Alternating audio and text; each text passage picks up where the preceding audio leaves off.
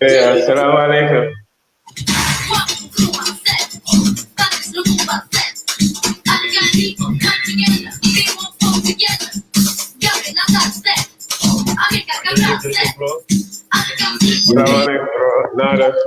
Wah, sampai dalam buah new test affaire ici, nak kena affaire demain.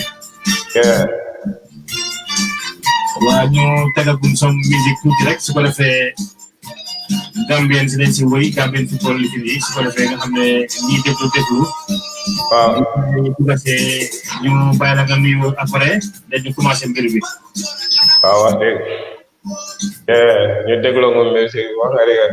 Waaw tuuti rek parce que tey moom suñu naman ya aye moo tax suñu jaay mo sargal leen parce que da ngeen def ndam ci biir Gambia te da ngeen def lu bari ci biir Gambia moo tax ñu fas yéene taxaw pour wane suñu bopp di leen delloo ñu kala si seen bés yi ndax da ngeen sonn si Gambia lool yaaya wax dëgg. waaw kon ñu développé tuuti rek su ko defee gars yi door a dugg si ñu commencé incha allah waaw.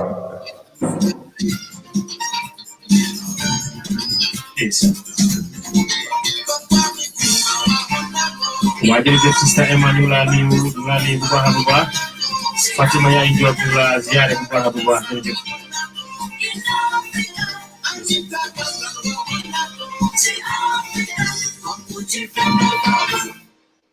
waaw jërëjëf yaaya ñu ngi wax ne asalaamaaleykum di la nuyu bu baax yaa say famille yëpp di kontaan tamit ci ñëw bi ngeen ñëw ci Ndow Sound ndax seen liggéey ci wàllu Gambia mu doon loo xam ne ñu ngi nekk ay xale di ko gis di ko dégg di topp seen gannaaw ci wàllu football waaye duñ def dara rek lu dul bàyyi la nga nuyoo wax ñu yaay kan bu ko defee su gaay dugasee ñu door a commencé mbir bi xam naa xale yi juddu léegi sax ñoo bëgg a xam yaay kan.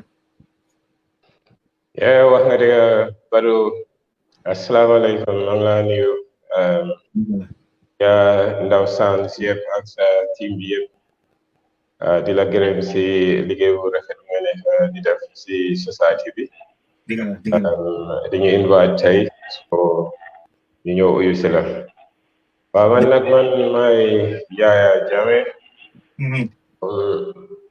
ni ma ko doon waxee rek man Bakaw laa juddoo rek like any other person def xam nga football mooy fooba xam ne xale yu góor yi temps boobu loolu lañ daan def ñun loolu lañ amoon so noonu laa dooree Bakaw laa starté and then move to eventually move to Kololi. So hello, assalamualaikum. Walaikum salam. Walaikum salam. Assalamualaikum to Jallo ñu la nuyu bu baax. Assalamualaikum warahmatullahi wa man ñu la fay bu baax waay bro jërë ngeen jëf waay ya ñu la nuyu ñëpp ngeen nuyu waay yeah. Hello brother, good to see you. yes. Man, thank you bro. Yeah, we all doing great man. Thank God. Yeah. All right. Yeah, definitely. Yeah. Mr. Bajan, oh, that's Jallo. Yeah. Hello, assalamualaikum guys. Nuyu naa leen. Walaikum salam. Naka ngeen def? Ciao. Thanks sante yàlla. Alhamdulillah, sante yàlla bu baax ne. waaw Yaya ñu bàyyi la nga jekkali nuyu bi su ko defee Ciao tamit nuyu gars yi xam naa ne xale yi sax laa nuyu pour ñu xam waaye mag ñi moom am nañ ba pare kon ñu bàyyi la nga jekkali Yaya.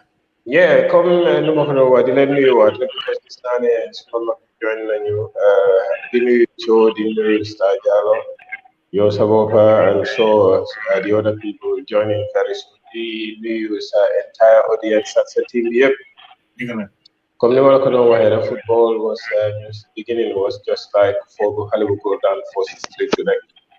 So ñun loolu lañ amoon waaye as time goes on ñu am the opportunity comme ni ma la ko doon waxee rek met a big guy like Biri mu amoon interest trop si xale yi nekkoon si area bi foofu so ñun nii lañ continuer woon football ba egga fuñ egga Gambia waaye tam ñu bari tam ñu danaa tam si parce que football ñun suñu history football ñi fa njëkkee always dañ dee ubbil bunta ñi nga gis dañ ñu encourage people like Star Jallo mi toog fii nii moom is part of that group ñi nga xam ne xale yi jóg sax they have interest in them si dañoo play football so moo tax ñun du daan nekk problème du daan nekk fu daan nekk because liñ daan am collective responsibility for society yi amoon when it comes to football xale buñ gis muy play football ñu duñ la romba dinañ la encourage soo mënee football te lu dee taan lool nit mooy nga jaar foo xam ne nga ñoo gis sa njëriñ ñoo xam ne c'est far more better xam nga daf dee tax nga xam ne dëgg comme niñ ko doon rek production line is working very well te ñun like many other Gambians foofu lañ jaar so many people contribute to ñun success and creating the environment that we allow to play football. So lolo tam mangi tam nga they work tirelessly to create that environment for us. The game that we wanted to play, showing patience throughout. That's the easy word, but they make it look very easy.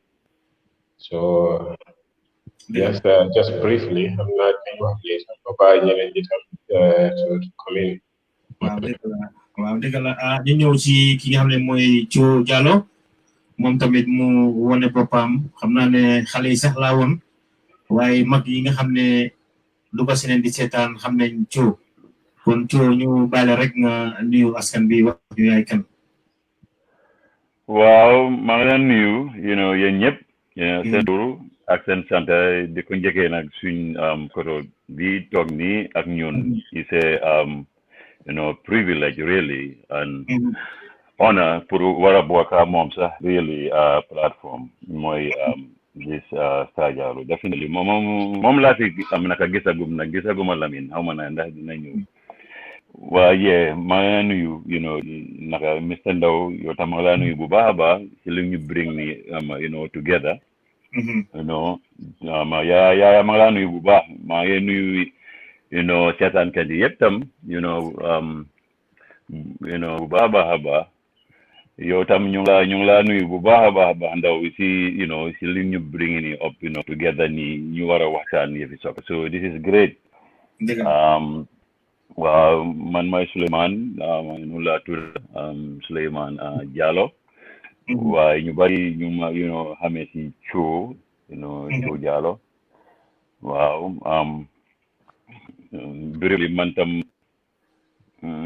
jaar naa si lu yaaya ni di wax ni play nañ football from being a little kid xam nga Gambia yëpp moom ñëppay play from the time you were like 2-3 years old ñëw jaar si nawetaani jaar si school team jaar si nawetaani so yàlla def ñu dem ba xam nga mën a pilal di Gambia so loolu ñu ngi see sant yàlla bu baax a baax so waaw so xarama taxagu foofu noonu so xam naa nañ ci gën a wax we will nañ ci gën a wax si kanam su neexee yàlla jërëjëf Cho ku ngeen doon dégg mooy Cho Jallow moom it kenn warut a nettali mbiram moo yaaya ak ki nga xam ne mooy suñ mag suñ kilifa di Star Jallow dinañ am Lamin Owens dinañ am tamit George Loba inshallah kon ñu ngi leen a gërëm yéen ñëpp di ñëw ci yaaya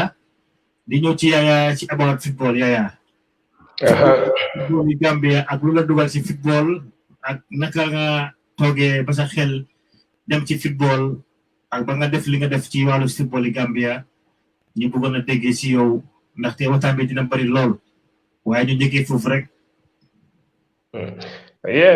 di la nuyuwaat rek xam nga saa yu nekk rek dafa am lu tax loo gis rek dafay am lu tax comme ni ma la ko waxee xam nga soo xam ne da nga judd di foo di ko foye ok suñu mag ñu ñëwaat na baax dinaa ñu bàyyi ko moom tamit mu ngi wante ñu wax dëgg la salaamaaleykum Star ñu ngi nuyu bu baax Star Jallow xam naa yaa ngi ci biir ñu ngi nuyu maa ngi leen a fay ban nag reception bi baaxul trop mënuma dégg bu baax de waaye ñu bàyyi rek nga nuyu I'm having network problems I can't hear you guys properly ñun moom we can hear you very well laa dégg yow laa dégg de so ñu bàyyi rek nga nuyu askan bi allo yéen a ngi ma dégg waaw yes very well go ahead waaw duga naa ba nuyoo naa waaye xam naa ne déggu leen ma non dégg léegi ñu ngi laa dégg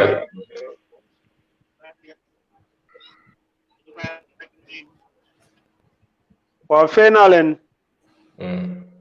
waaw ñu bàyyi nga nuyu rek ñu nga nuyu askan bi wax ñu waay kan parce que xam nañ ne sax xale yi lañ bëgg rek ñu xam anyway sorry de suma network bi taw ko baax noonu it's not very strong mënuma leen a dégg bu baax waaw dégg la léegi da ngaa génn waaye yéen a ngi ma dégg waaw ñu ngi laa dégg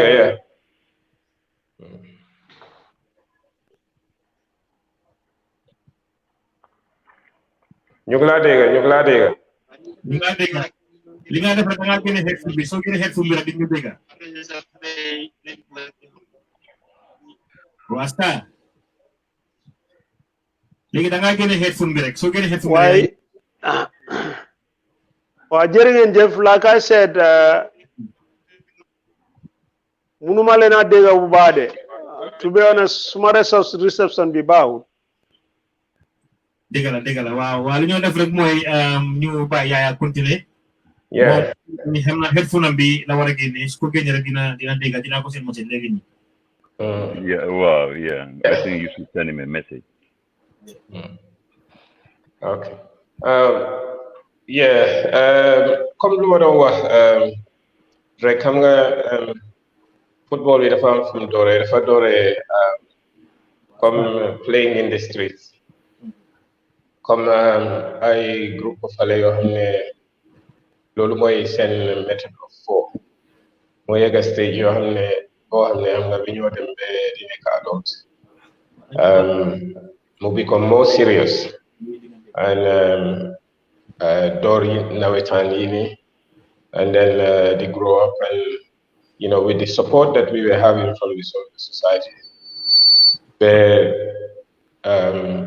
man si lañ play nawetaan from nawetaan then it became even more serious because after the nawetaan si lañ ma select pour ma represent Serekunda West like so many other people are Masi Joy. So then you see them getting serious. And then the next thing is start playing divisionals for an armed forces team, but then them qualifying rounds. And then you join the first division. And then we get serious again. That's another step up. And then the next thing is you select as a squad. And then you realize that, okay, this is more serious. So man suma journey non la demee like many of us non lañ dee demee da nga dafa nekk loo xam ne loolu nga foye si school teams yi then si nawetaan mi then first division and then si ñi lucky then nga play for the squad man xam nga suma period of time since bi ma nekk Gambia I have been playing for the squad until I left in 1993. And I play on a successful Zone 2 tournament in Sierra Leone. And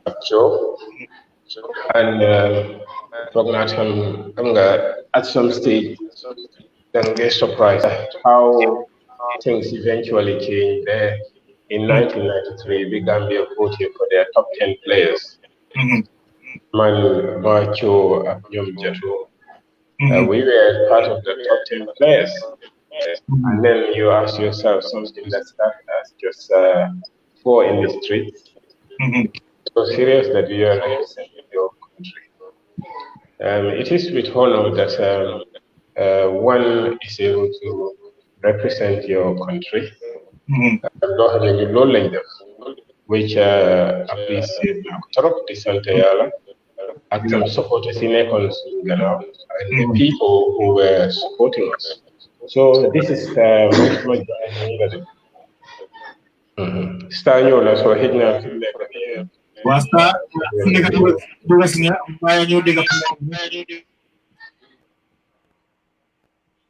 waa Star fu na network bi daal moo xalal bi waa ñu ñëw ci mo wax askan bi tamit ci wàllu football ak li tax nga dugg ci football ak lu la andi ci football yi Gambia ak fan nga dooree ci wàllu football ci ñu bàyyi rek nga wax askan bi. Well, football mom, lu ma dee wax la rek foog na like most of these kids like me. I mean, dañ ko judduwaale de waaye xam naa ne mënuñoo di naka mënuma remember sax kañ laa ko door di ko play because it was from a very very tender age. Waaw waaye xam naa ne ñun dañ juddu fekk suñ brother si nekk si koñ bi ñu ngi play. Waaw gis leen ñu ngi play nawetaan ñoom xam nga suñ koñ sax dafa bari woon boys yu doon play tam. I think mun naa see mention Malik Bitey guarantee suñ mag la You know, mong don play you know, Kansala play na Kwame fang na play squad bitam. Yeah, play na fa. So yo yep ñun ñu fa, you know, we are like, you know, I can't hear you people. Oh, okay. Stajalo moy wa. I'm sorry about that. But the context wa ko ñu ko dégg moom na wax. Okay. Yeah, wa ko ne su na wax lu mu bëgg a wax ñu ko dégg. Yeah, Okay. yeah. Sorry. Yeah, can I continue? Wow. So football be mom, you know, dafa nekkoon ci suñ deret bi. You know what I'm saying? So, you know, Serekunda school, foofu lañ starté, you know, primary school, you know, elementary school team be, you know, at a very young age, you know, ñu jógee fa them, I mean, LK, you know, like play them now foofu noonu guy, you know, school team be both, you know, junior si ak senior be. So, through hard work though, because the man ne dafa you know, dafa just help because really we put a hard work, very hard work, you know, I mean, to it too, wow, we wanna play the ñeme like training side, you get play, you know, you know, dafa bëggoon football, you know, so yàlla tam, you know, I remember 1985, Madam Setani Zone 2, foog naa ñu doon play Sénégal ma final. Wow, boobu na moom dëgga moom moo gën a wow my eyes, you know, xam nga ma dem Setani, you know, Zone 2 bi, you know, I think I was just 12 years old. My theater and you play very, very beautiful game, man. You get, you know, I mean, they were really good. So, Luna really had an, you know, impact on me. Wow, man, I know they got Bugana Pelal Gambia, man. You know, I was just 12 years old. So through hard work, you know, you know, focus, right? You know, 5 years later, my represent the Gambia, you know, 17 years old. So, Lolo Malaone, you know, digga, you know, Lord set some mind, and work hard and pray, you know, din ko muna gis, man, you know, you will see the reward. So, yeah, like, you know, my whole career. I think we still have time, but yeah, Nola Dore the Pilar Gambia in 1990. Right. Wow, degala jërëjëf Thio ma ne ko yéen a dégg loolu mbokki seetaankat yi Thio Jallow ngi ni ñëpp xam nañ ko ci wàllu Gambia xëy na xale yi ñi nga xam ne ñoo juddu es xale yi jamono yi léegi ñooñu leen bëgg sax ñu xam leen waaye ñun mag yi fi nekk ak ñun mi nga xam ne moo ñu yar si Serekunda school ñu nekk ak moom foofu noonu di ko toppa ba yàlla def ba ñu play football kon Thio loolu ñu la see gërëm bu baax di la sant di la ñaanal tamit loolu bëgg yaa ko xam yéen la ko yàlla defal constat yaa ngi si biir star gentlemen sorry de bete maa ngi am problème pour dégga leen de waaw ñëpp a ngi laa dégga nag am naa yéen a ngi maa dégga waaye man nekkuma di leen dégga de waaw dégga la waaye ok waaye ñu ngi laa dégga bu baax bu baax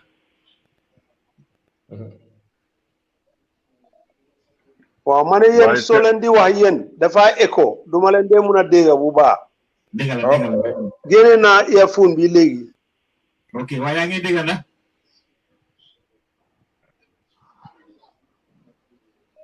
allo waaw star waaw xam naa ne network yi Gambia bi la moo tax mu demee nii waaye ñu ngi Gambia moom network bi moom mooy loolu rek ñu jégalu ci mbokki seetaankat yi yëpp di jégalu parce que am na ñeneen ñu war a ñëw tamit ñoom Lamine Owens dina ñëw te George Loba nag ñoom dañ am football ci under 17 bi dañoo play tey ak ñoom ak ñu ne Mali la xawma waaye su fa paree rek mu ne dina dugg si pour participer kon Yaya ñu bàyyi la nga continuer fi nga xam ne foofu nga amoon ci wàllu football.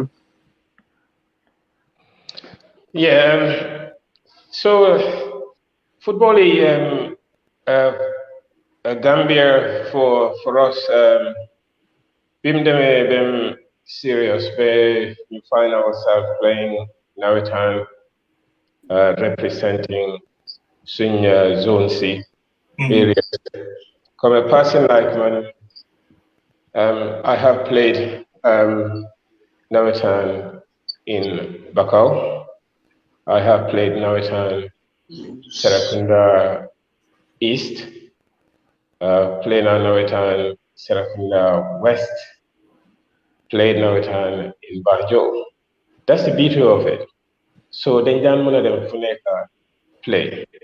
So also see zonal C, I'm not the opportunity to play for player on Serakunda West, player on Banjo. At some point, I'm going to select on Prima player Hammer. Why also most interesting, the player in MID, Makati Island Division represent. Because I'm at some stage was in the army. I'm going to represent Brikama. Why new transformer on the Confederal. So Madam Kudam.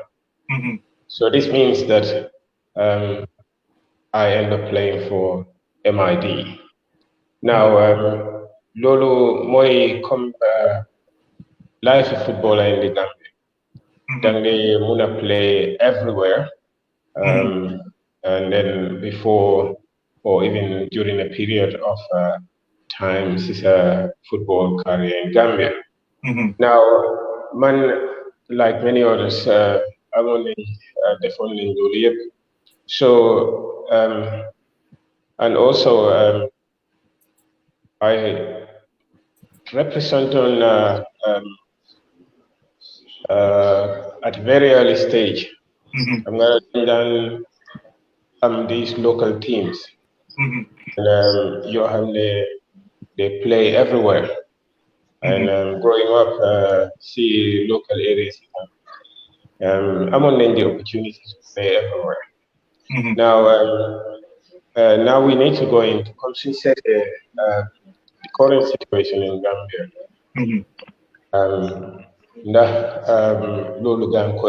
Because I'm on a time, I'm not hitting stars when I'm not Nini, so most of the players were able to play for their teams and they play now time. This Dafatahol Dafa producing so many talented players. But then eventually I put a restriction on that, where so play fourth division certain matches, number of matches don't play now time. Now the question is, something you got to deliberate on that and feel the fact that so many great players in production, maybe they want to produce that. Why lady? So say the current station, the situation in Gambia. That is it not true then abandon something that was working effectively in Gambia, which was allowing people to play football, because Norwegian players, those Norwegians, were very, very good. So why I stop here, I said okay, Star, yaa ñoo dégg léegi. Star foog naa ba tey li fi baa ngi am problème ba tey. Star Diallo yaa ñoo dégg. Waaw Star foog naa mu ngi struggle daal ci network yi Gambia bi. Waaw ñu ngi jégalu tamit ci mbokki seetaan. yaa ñu ngi jégalu. Sa yaa ngi ci tey mënuma leen a dégg de Babou. waaw ñu laa dégg bu baax a baax. maa ngi am problème pour dégg leen ba tey. maa ngi la seen message pour seetal ndax di nga ma mun a email. link bi nga email ma link bi ci suma laptop bi. ci sa laptop bi waaw ok nañ try loolu dégg nga. waaw dinañ try loolu tamit. Ok. Wa dinañ try lolu star. Wa li ma wax moy ne man nekuma di len dégga nak, you know. Wa ñu ngi la dégga bu baax ñu la dégga. Waaw jërëjëf wa ngeen déggalu nak tay mom manako mbir bi ñi la démé muy walu network bi wa dinañ ko sen link bi ci email am bi su ko defé mu mëna use laptop bi. Kon ci ñu bayla rek nga wat fi nga xamné fofu nga nekkon ci walu football sa walu carrière parce que gis nañ né tamit Gambia amon nga injury Gambia bobu tamit nañ ci wax waye tamit naka nga def be dem ci national team bi ak naka nga def sa football Gambia yépp di ciow jalo ci midfield bi ak lan mo la ko may. Well, comme ni ya lum don wax like tam, and I want to second that because you know ñu suñ time bu ñoo play dañ doon play a lot. Wow, a lot sax yang ci school team bi yang ci nawetaan team bi, you know, it was all very very, you know, competitive, man. You know, I remember, you know, just to play for a private school team, it takes a lot. You know, because, you know, your body, they wanna play. So, it was tough. So, you so far, after that, day, you know, duty. Like, a school team, then you know, team. Nawetan team were as good as it gets, man. I mean, it was so, you know, competitive. Nawetan more than, you know, divisional. I mean, quite frankly, you know. So you have so far help. You know, you are, developing your skills. So for now, you know, right now, Gambian football, the how go down because Kitty Nekwindi play competitive, you know, football. I mean, like, you know, year round. So you not lolo they ko fake on. So man not never turn from you know school team madam play never turn real in naka kansala. Te bala kansala sa ñu ngi amon ben team ki naka boske munula tura Keba Job, you know, mu ngi dekoon bori juma Mom, he was very, very involved with soccer. You know, the youth. He was great. Mom, like, form a team. No, you very, you know, Serakunda Tay, Munona, football that time, you won in his team, you know. So, Mom, definitely put a lot, you know, in us. In, you know, terms of, like, you know, discipline, hard work, the new train low night tanga we 3 o'clock every day, Monday through Friday, you know. So you was very you know, very good, sir. So from there lama kansalagis, you know, and they, you know, came to me 89. I was like 16. So, you know, Purma, you know, join Len, which I was so, so happy because man cancel a lot of support, you know, Bumaneka Halal. Hamga, Digis, Nyom Josamu, Nyom Ruben Cise, Nyom Mali, Nyom Keba, Nyom Ki, like Naka, Chambu, no, Sweet Coin, Nyom Palai. It was a great team. So for them to, you know, come to me, they from a player land at just 16, it was, you know, it was great. So you know, so yeah, Nyomla Injeka, you know, player, you know, never turn 1980, like I. Wa ngeen baal ñu lifin baa ngi dem connexion bi xamana ndax yéen ak maa dégg men waa ñu laa dégg waaye sa baa ngi dem sa picture baa ngi dem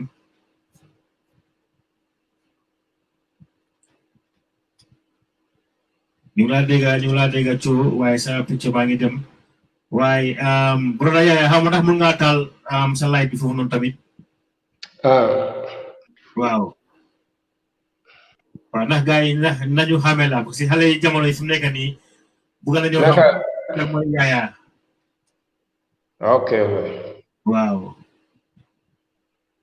correct fana baax na fu mu nekk nii baax na baax na waaw mbokk yi ñu leen na ziyaare bu baax mu ne ko tey moom waxtaan bi dina am solo trop parce que suñ Gambian stars yi nga xam ne ñoo def jaloore ci wàllu football ñooñu lañ am tey pour wane leen kenn si Yaya Jammeh ñëpp am ko si am force ak national troupe bi national football club bi ci biir Gambia ak kenn si Thioye Jallow tamit bi nga xam ne Gambia yëpp ràññee nañ ko ci wàllu football so tey nag waxtaan bi dina métti trop so am na ñeneen gës yu ñëw tamit suñ paree rek nañ leen dugal incha allah waa Thioye ñu bàyyi la nga jekkali foo nekkoon ci wàllu katsala waaw you know so foofu laa dooree you know ma katsala you know gars yi teetama you know koto yi waaw you know waaw def ma comme seen raka nag waaw you know protect ma tam you know and you know coach me so you know 1990 ñuy like select you know some season ñuy select junior squad guy yàlla guy select masi you know so demoon nañ London player Gambia under 17 bi xam nga Yaya yang fa woon Yaya right under 17 yeah wow si senior team bi la nekkoon because okay Kinga gis na Yaya Jammeh, you know, I mean, he was deadly, man. he was just awesome, man. This guy was deadly. Well, yes. So you know, def tour England, then ñëwaat back in 1990. Then 1991, I joined the La Loco called me to join the national squad, senior team. Nola joined a senior team, but then 1991 I joined Masose, team Gabi Sosebi. Feka you could just like you know started.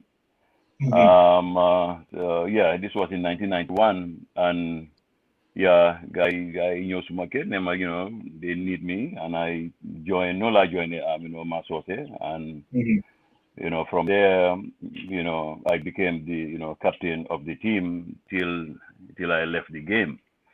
So, 1991, 1990, they play, you know, Cameroon, junior, the junior squad.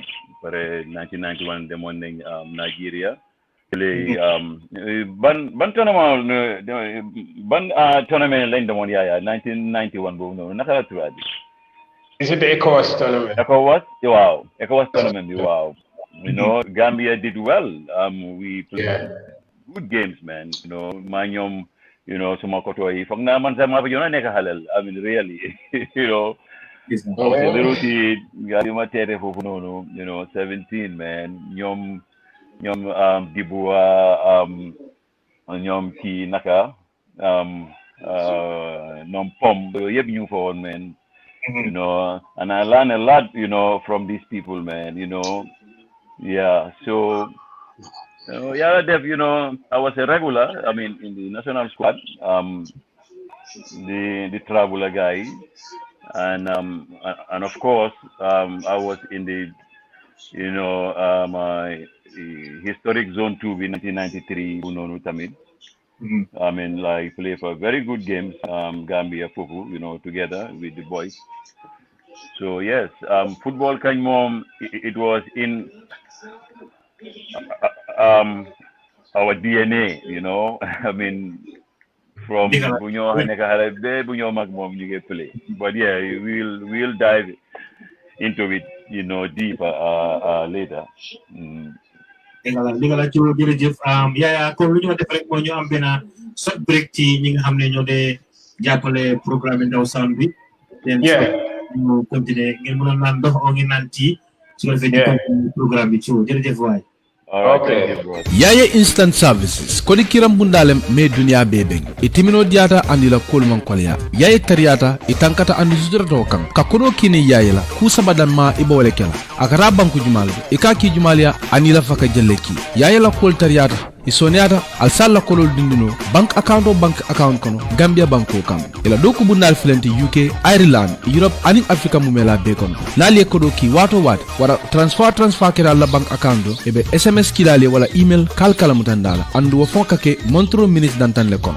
alitara internet rodo www.yaye.co.uk nalaf kalong kodo be falinkan damen Gambia banko kan wato wat nalaf kala kodo ko bondi nyama kono wala lafa kalong alla kodo be tembo momento naliaki dawda dunia kono yaye instant services mbadi mulu itariata ilano warda andila kulu soniata alikuma ni telefono to ni number la yaye instant services nal suda ko.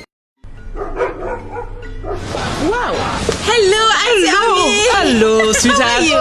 Auntie Ami, long time. Long time. How are you? Oh, you're looking trendy. Oh, really? How is it? It's a glorious day today. Weather is so nice, just like Gambia. I can just feel it from just the way you dress it. It says it I all. will leave it for you. Yeah. So, what do you have to? Oh, Auntie Ami, you know the situation here. I have to send some money back home. come on. To get to the Yaya office, I just want to send some money What? back home. You don't even need to move an inch just to send money. Oh, Auntie Ami, you know I'm just being tired of them. No. They have an app. Really? Oh, yes. But how comes I never heard of the app? Yeah, you can have the app anywhere in any mobile device, like your phone, tablets, you know. And do you know what? Yeah, you even pay less. Really? So, yeah. Oh, Auntie Ami, you have saved my day. You know, I was just thinking of how to get to town, get to this Yaya office, and then... It's not Yaya. It's Oh my God, Yaye. See the same twisting tongue. It's not Yaya there. It's Yaye. Oh my God, don't believe me. You know, the sun is like, it's just taking toll over me. It's the sun. Oh, but anyway, thank you so much. You have saved my day. Oh, dear. Yaye, right? Yaye. Okay, dear. Thank you so much, Auntie Ami. I owe you something, yeah? Okay. Thank you so much because you saved my day. And remember, it's not Yaya, it's Yaye. Yes. Okay. Yaye money transfer. Good.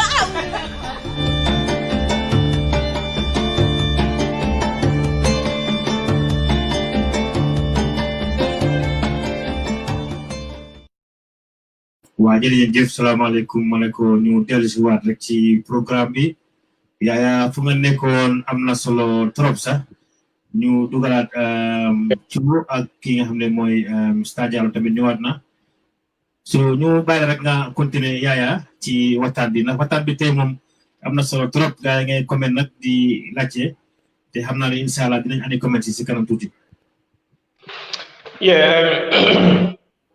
comme gis nga ni ko ci waxee noonu la lifin football bi route boobu la jël man from suñ armed forces team bi being set up to because they believe on the army we could do something. Every military institution dafa am a very strong sports organization. Why we then among talented players you have so we made qualifying rounds, and that was in 1987. So Silen successful to join the league. It was very tough at that time because everybody then forgot that it was a waste of time. Why the Yamon commander will have them play on the wind down Jai and mom daf ñu dimbale trop jàppale and so suñ first season was not easy. Why? Through hard work comme ci num ko doon waxee all is a game boo xam ne foog nga train and the different place comme moom si boppam waaye ñu bari dañ ko daan seet and seetaan nga gis how serious he was with his game and how come work rate nga moom leena la nit ñi fàtte mooy work rate coo so man soo gisee ma daan xam wanne su fekkoon ne li yàlla dogal xewut moom is one of those yoo xam ne amul problem to play in Europe because comme lu ma doon wax si benn groupe mooy moom na ko doon mën a compare with groupe yi Michael Essence ak ñoom Bakka Lele gis na ñoom Roy King ñooñu noonu rek football is. Exactly. Some of them, sir, more gonna go some of them. It will close you down. You better do make a lot of that. So gis nga comme that's the sort of players yi ñu amoon bi nga xam ne ñun biñ ñëwee they taught me you know duñ ko make waaye am na we did dañ dem trade suma mag ji mbaa yaa ngi ñëw dégg léegi waaw non kii Lamine waaw maa ngi leen di dégg kii Lamine la ndeysaan Lamine loo def baax na na ngeen def waaw dafa bàyyi la nga nuyu ma waaw coono loo def baax na so maa ngi leen di gërëm bu baax dëgg la maa ngi leen di gërëm di leen sant dëgg la yéen ñëpp maa ngi leen di nuyu li ma gis yëpp maa ngi leen di nuyu kontaan naa trop dëgg la nakam na naka foofu waaw duma wax kontaan naa trop si invitation bi ngeen ma jox nii kontaan naa si trop pour wax affaire football very glad thank you waaw léegi la léegi ñu bàyyi la nga nuyu mbokki seetaankat yi Lamine OS parce que am na ñu bëri bëgg nañoo xam kan mooy Lamine OS ñi nga xam ne ñooy jamono yi bëgg nañoo xam kan mooy Lamine OS soo ñu bàyyi rek nga nuyu askan bi wax leen yaay kan man mi sax Amino bëgg naa ko xam non Lamine OS waaw si football lan moo gën a xamee Lamine OS football na Gambia football na in America ak Beckenbauer play na moom top play si world bi play na ñoom play na Detroit France Beckenbauer Cosmos play na Gambia bi play dem na tam biir Sénégal play for international naa fa seen club teams while maa ngi nekkoon ci squad bi fii indi Gambia about dem naa ba Ghana dem naa dëkk bu nekk fii pour represent Gambia after 10 April 1983 sila suma tànk bi in Ghana sila suma tànk bi demoon foofu in Ghana waaye after nag waa gars yi faj nañ ma waaye Ghanaian si ñoo ma treat na su doon Gambia rek xëy na naa doon jël time waaye Ghanaian si ñoo ma treat ba ma mun a jëlaat suma place si squad bi toog naa about 3 to 4 years ñu jëlaat suma place si national team bi ba pare ba player ak ki ma gaañoon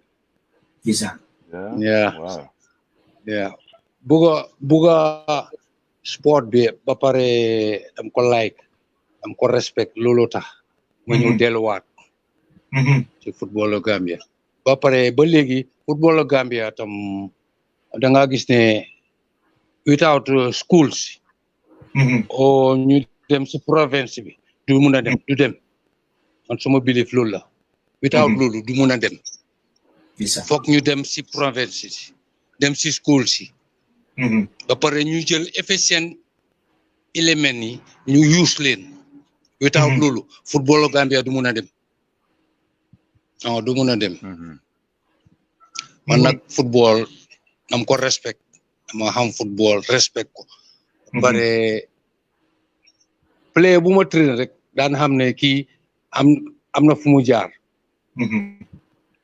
because li nekk si football yëpp naa la ko jëmantal jox la ko pour nga apply ko su fekkee nag waaye suma training yëpp discipline daf si bokk without discipline c'est boo nga nekk Pelé dama laa génne outside suma doo nekk suma team that's right football foog nga respect ko nga bëgg ko waaye soo nga respect ko bëgguloo ko du dem te Gambia fii am nga da nga tëb rek nga ne man coach la play bi lii la waaw mun nga coach waaye play bi foog am na loo xam ne lu mu aay foog nga génne si moom dara nga def fa dara play lu mu mun play dina am faute boo xam ne danga koy génne si moom dugal fa replace fa dara fii nag da ngaa tëb rek jox play bu baax da nga gis play bu baax xale bu baax nga jox ko koo xam ne daf koy ne kii kat rek defal lii déedéet dafa am time football lu nekk dafa am time am na foo xam ne time calculation la am na foo xam ne time physical la yooyu foog nga xam ko physical training foog nga xam ko taw loolu daal foofu laa ewo ko ma déglu leen ba ci kanam kontaan naa trop waaw Will Cho Jallow dafa am lu la bëgg a laaj mu ne Cho Jallow mu ne dafa am lu la yes suma boy Cho naka loo def baax na nuyu naa la suma mag ji non jox naa la ko waaw ma kontaan naa trop ne maa ngi wax ak yow sa xam nga yëfi football lii is really great man kontaan naa man tam yow xamuloo sax yow ñun naka lañ la laajee man maa leen raw man maa di la ubbi yes waaw kontaan naa trop man Lamine lu ma la bëgg a laaj mooy I just wanna laaj la rek like ban match nga gaañu and fan nga gaañoo ak xam naka nga gaañoo loolu bëggoon naa ko xam rek waaw match bi ma gaañoo boobu foog ñu gaañ ma rek without loolu ñoom dina am lu ñu bugga in Ghana la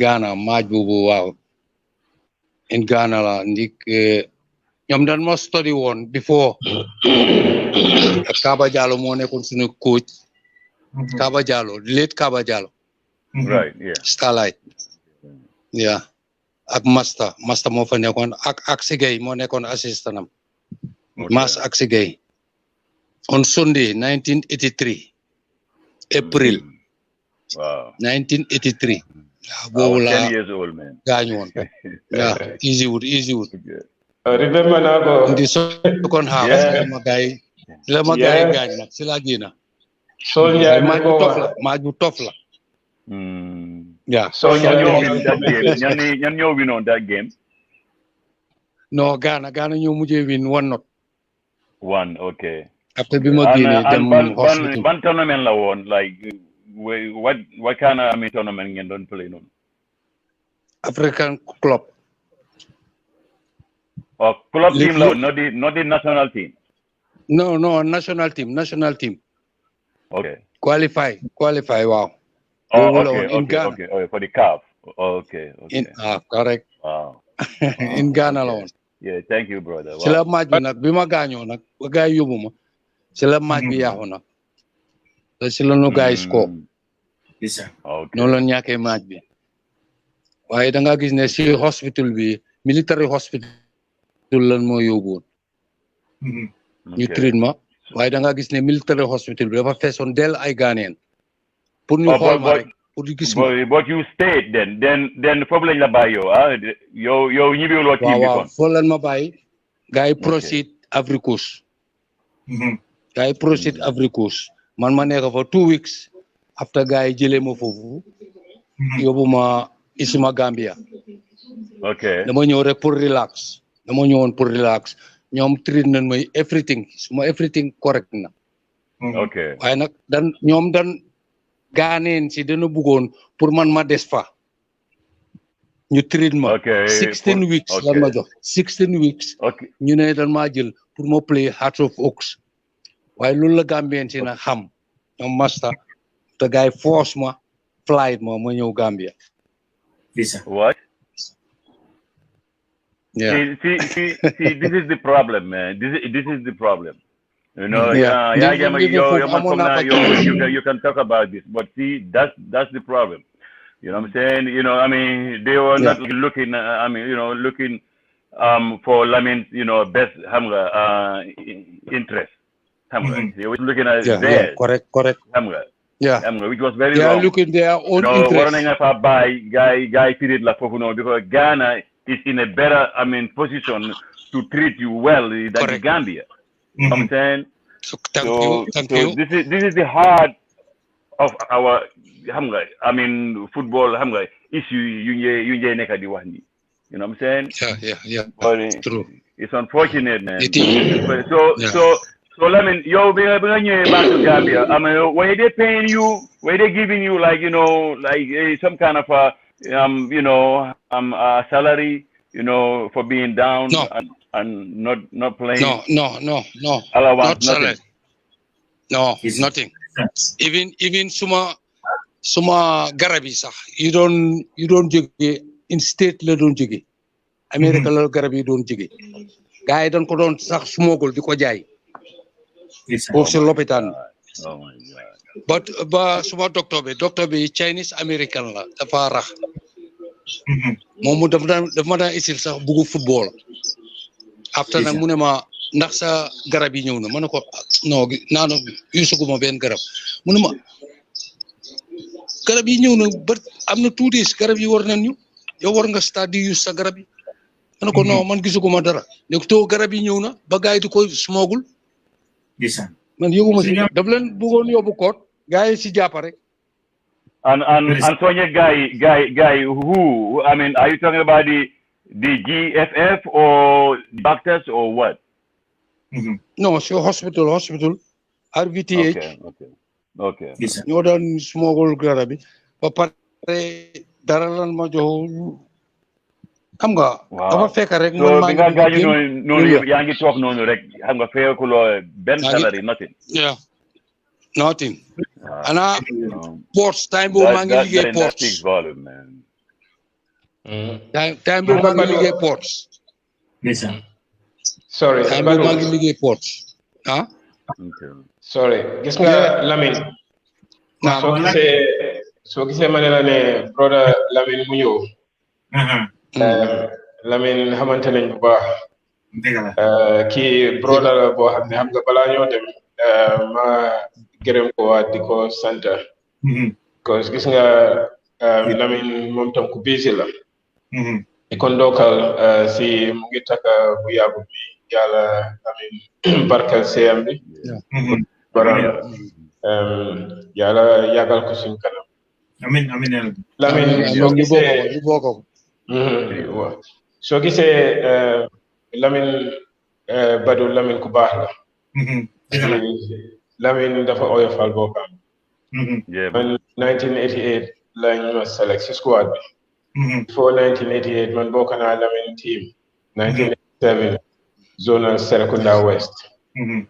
And dafa nekk nit koo xam ne mu ma ko fàtte moom moo ñun dañ daan dem play Lamine moo ñu daan teg mu gis ne ñi ay xale yu ndaw la ñu ci area boo xam ne sax xamuñ what is happening dañ daan toog mu ñëw expliquer di ñu wax naka nga mën a def si di feel lan nga war a expect play bi nga play because moom gis nañ ku nekk xam na luy sa strength lan moo manqué lan nga war a def so fu nga mag bu mel noonu nga ay xale yu ñëw si defit ngay si leen yëpp saroon mbagam duñ la dee mën a fàtte moo tax bi ñu waxalee loolu ma ne la ne kenn moom duma ko mën a fàtte loolu mooy ku mel ni Lamine parce que Lamine gis nga bukk la pour li ñu wax sax xam nga dañ am produce at another time because fi mu nekk nii li show the drive at it's very important because xam nga man suma woppa gis na vaccine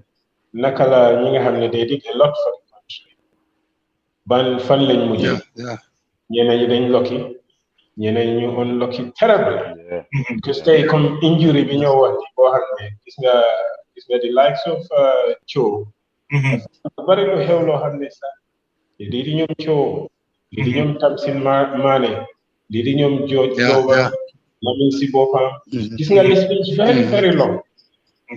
I wish Mr. Diallo would then more elaborate on something because then you fail swing players. Understand? Correct. Now, then you fail top. It's true. So, Ghana be what's on attack play because fly on out of the country. They have new scanner lens. I mean, Nikon and operation we need. They don't fight come people like you at Tamsis they don't play because I'm on lane skills, I'm on net ability. Definitely they were wrong, they were young. As a young person, So treatment is over so come the right and recover. But how is it possible a very young person munta recover from Gawara Hamne? Come little health in society ngam commitment to the team. Why Ganyo be hamga de mugiga is young, adrenaline bang flow, which in week out the Munga play Sikaulo, Ganyo bang series. That may help by Ega play triangle hamne. Ganyo Bumu sir. Mola hold down. Correct. Very, very good. Yeah. So why, I mean, Lamin Mohammed, you call center, you go get it because from these people played a big part. You so you say, Niega Funyega, then target Bohamne, then Yamonine consume Kanam, you raise on Babi very high in this. So you sing Jigan Lulu Tutelek, come you Jigan Lulu Tutelek was fine. So come in there, alone Leon direct. For real. Yes. And so se kana sa lumadan kontan lo tabo manko wasi benen groupe comme nga gis ñom laminos they ñew play for quite a very long time. Then ñum tam ñu ñew then nga gestu nga gis ñu ñew sa nga gis ni ñu gëna graw sa then that's good. Why suddenly Gambia bi comme lamine ko follow atuñ lo ñun dañ not play a lot. Correct. Play so many games and suddenly players. So fitting, they're not fit. So player to a high standard and respecting game. Lord, you have the farm. You know, Lajan Lamin, you then them Denjogi Gambia play Mustang. And then train si Subasi, the like of then do an aeroplane. That very day they play. Wow. Daga train si Debi. Daga train si Suba. Yang wara play singon international. Yeah. Fly out of si Suba. You watch the aeroplane. You send you I fatala kuna lol. Deferesa amun besa. Parce que dos ñu amone advertisement la allow you play with that first. Ñun ben ñun Gambia ben am a lot to learn. Why we're not learning, we're very slow in the way this is very slow. Yeah. Thank you, Jerejef. Thank you. Pour football Gambia nak mu dem ci kanam. Pour ñu follow ko mu dem ci kanam. Ñun loolu lañ buga. Man mi loolu la buga. Suma amé doole muna ubi academy kuma dimbalé ma am academy sax bobu dafa dem niki young talented boys sangi ñu am discipline way amunu doole ñu kon fini jëlé ay Guinée Bissau ay ñoom Ansu Fati di leen yóbbu way Gambian way li yépp football la ba paré fo nga dem ci school si ba paré dem ci provinces foofu rek ngay mun a amee qualities players qualities di ñun yàlla may nunu suñ la xoolee nii rek suñ la joxee te ni suñ la xoolee rek benn 15 minutes rek xam na li nga mun xam na loo munul ñun dem fen waaye nan laa xool rek xam li nga mun ak liñ la war a yokkal ak liñ la war a wàññil loolu yëpp nan ko war a xam ñun dana xam loolu ba pare moo tax du ma dee xëccoo du ma dee ñiiroo ngaaroo man soo ma invité du ma ñëw soo ma invité ma ñëw wax li ma mun simple waaye maa ngi leen di gërëm kontaan naa trop kontaan naa bu baax a baax si wàllu football yéen nga xam ne yàlla dafa may xam-xam si wàllu football man mënuma gis lu Gambie mun leen a ñëw di waxtaan ak yéen mbaa ñu ñëw di leen jël di jël seen xalaat si wàllu football parce que def nga dem léegi Nigeria ñu ngi ko def Ghana ñu ngi ko def Gambia mënuñ ko def ñu am ñu mel ni Lamine Owens ñoom tennis xoolal Sénégal Aliou Cissé suma doom sax moo ko ëpp xel waaye vétéran yaa ngi si gannaawam ñoom Roger Mendy ñëpp dañ day wax lii di same thing la ñuy wax ba ñu El Hadj Diouf ne dafa ñëw pour dimbale Gambia about sport El Hadj Diouf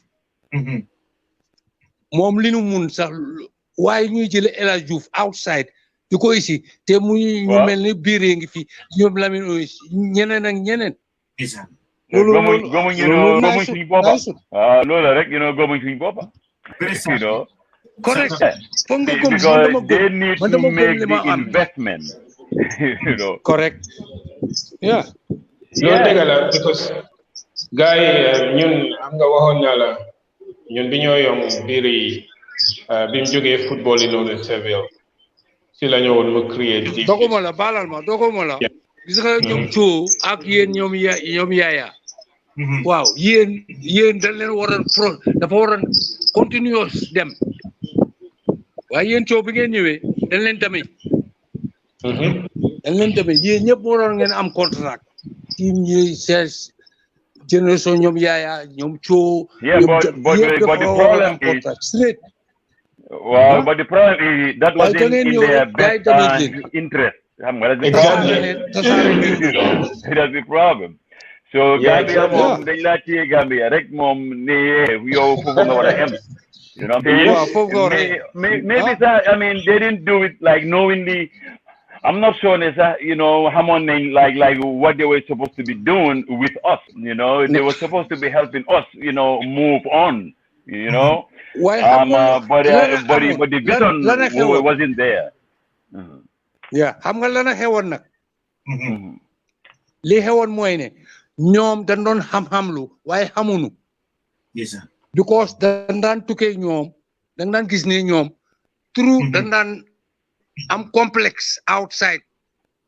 Yes. Ñu dañ ko daan gis seen kanam. Lolo tax match yu bare ñun dañ ko daan lose outside. Lool mo hapunon. Lool mo daan am. Kenn rek la gisoon ne moom moo daan fightal gaay Ousseynou Ndiaye late Ousseynou Ndiaye Ousseynou Ndiaye boom waaw moo daan fightal loolu moo daan fight dëgg ay after man bu ma play squad bi man mënu ma woon a grasp and I mean like understand why Koto were making more money than the players. Correct. And we were playing, but they were there, collecting, these, per DMG, and we were playing, and we were making fraction of what they were making. That's the fact. But that was ridiculous. It's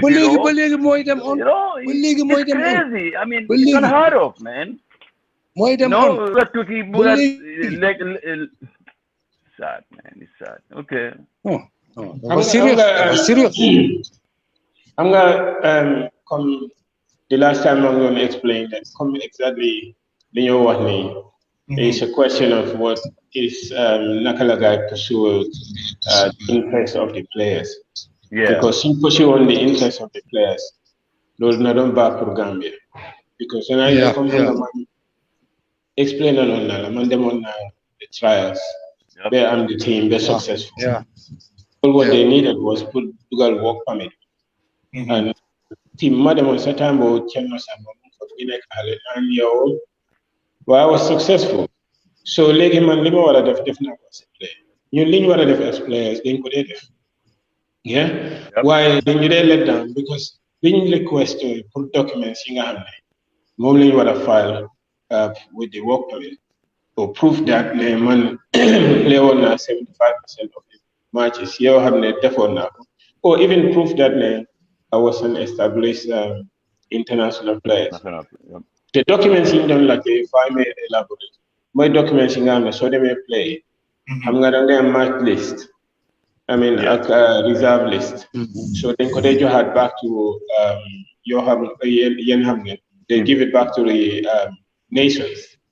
They put in responsibility take up over the file that record with CAF, UCO sanction, or FIFA.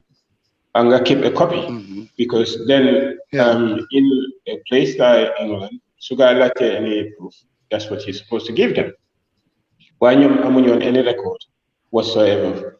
for sport. Yeah, amuñ because because xam nga man bi ma bàyyee am bi ñetti team ma bëggoon Hawks Walidan ak Masters. And but eventually I decided to sign with Walidan. So Bimanyo at the time I was a Walidan player. So it is normal that Walidan knew what I lead the negotiation. So Mota Fisco don't liaise with them. Why most of I was very surprised. Maybe the message is a better table of effect.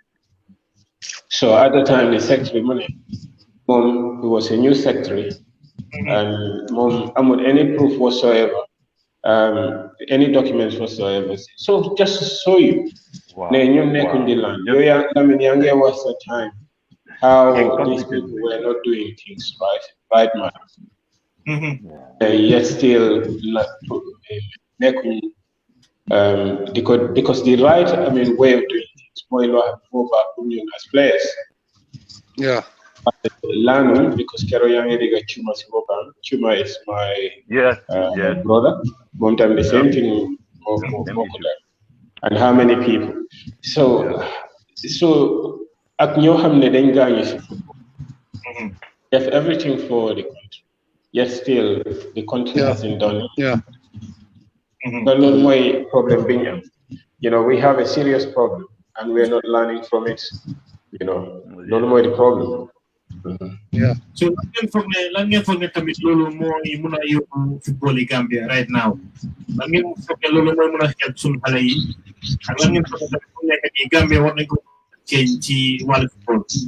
Parce que gis nañ ne suñu Gambia li mun a yóbbu football bi kanam. Foog ñu jël vétéran si. Si school si. Si school si ba pare ñu dem jël si school si outside the country ñu dem fa yóbbu vétéran yi ñu wàcc.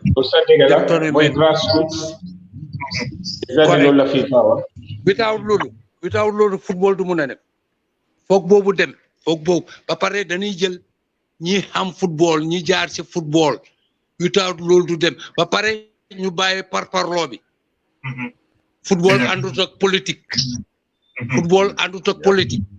di moomu fees ak politique di moomu yaaxu ku nekk tasaaro moonu dal fi mu nekk nii foog ñu serious amul ne kii suma friend la suma li nga mun ma jox la ko ba pare jox la sa gëda jox la sa respect bàyyi la nga liggéey soo liggéeyee ki ni jël dina xam ne liggéey nga soo liggéeyal dina ko xam waaye su nekkee fële kii suma friend la kii suma lii la kii suma boy la du dem du mun a dem dina dem foo xam ne dafa taayit te boobu su taayitee nag dootoo amati foo dem dafa yaaxu loolu moonu dal foog ñu invite vétéran si won leen ne yow yaa daan play yaa daan def lii yaa daan def lii mun nga ko léegi jox naa la liggéey boobu ñu seet ba pare nag ñu nangoo seet gaay yi ndaxte doo jox nit ki liggéey ba pare doo ko fiit ndaxte family man la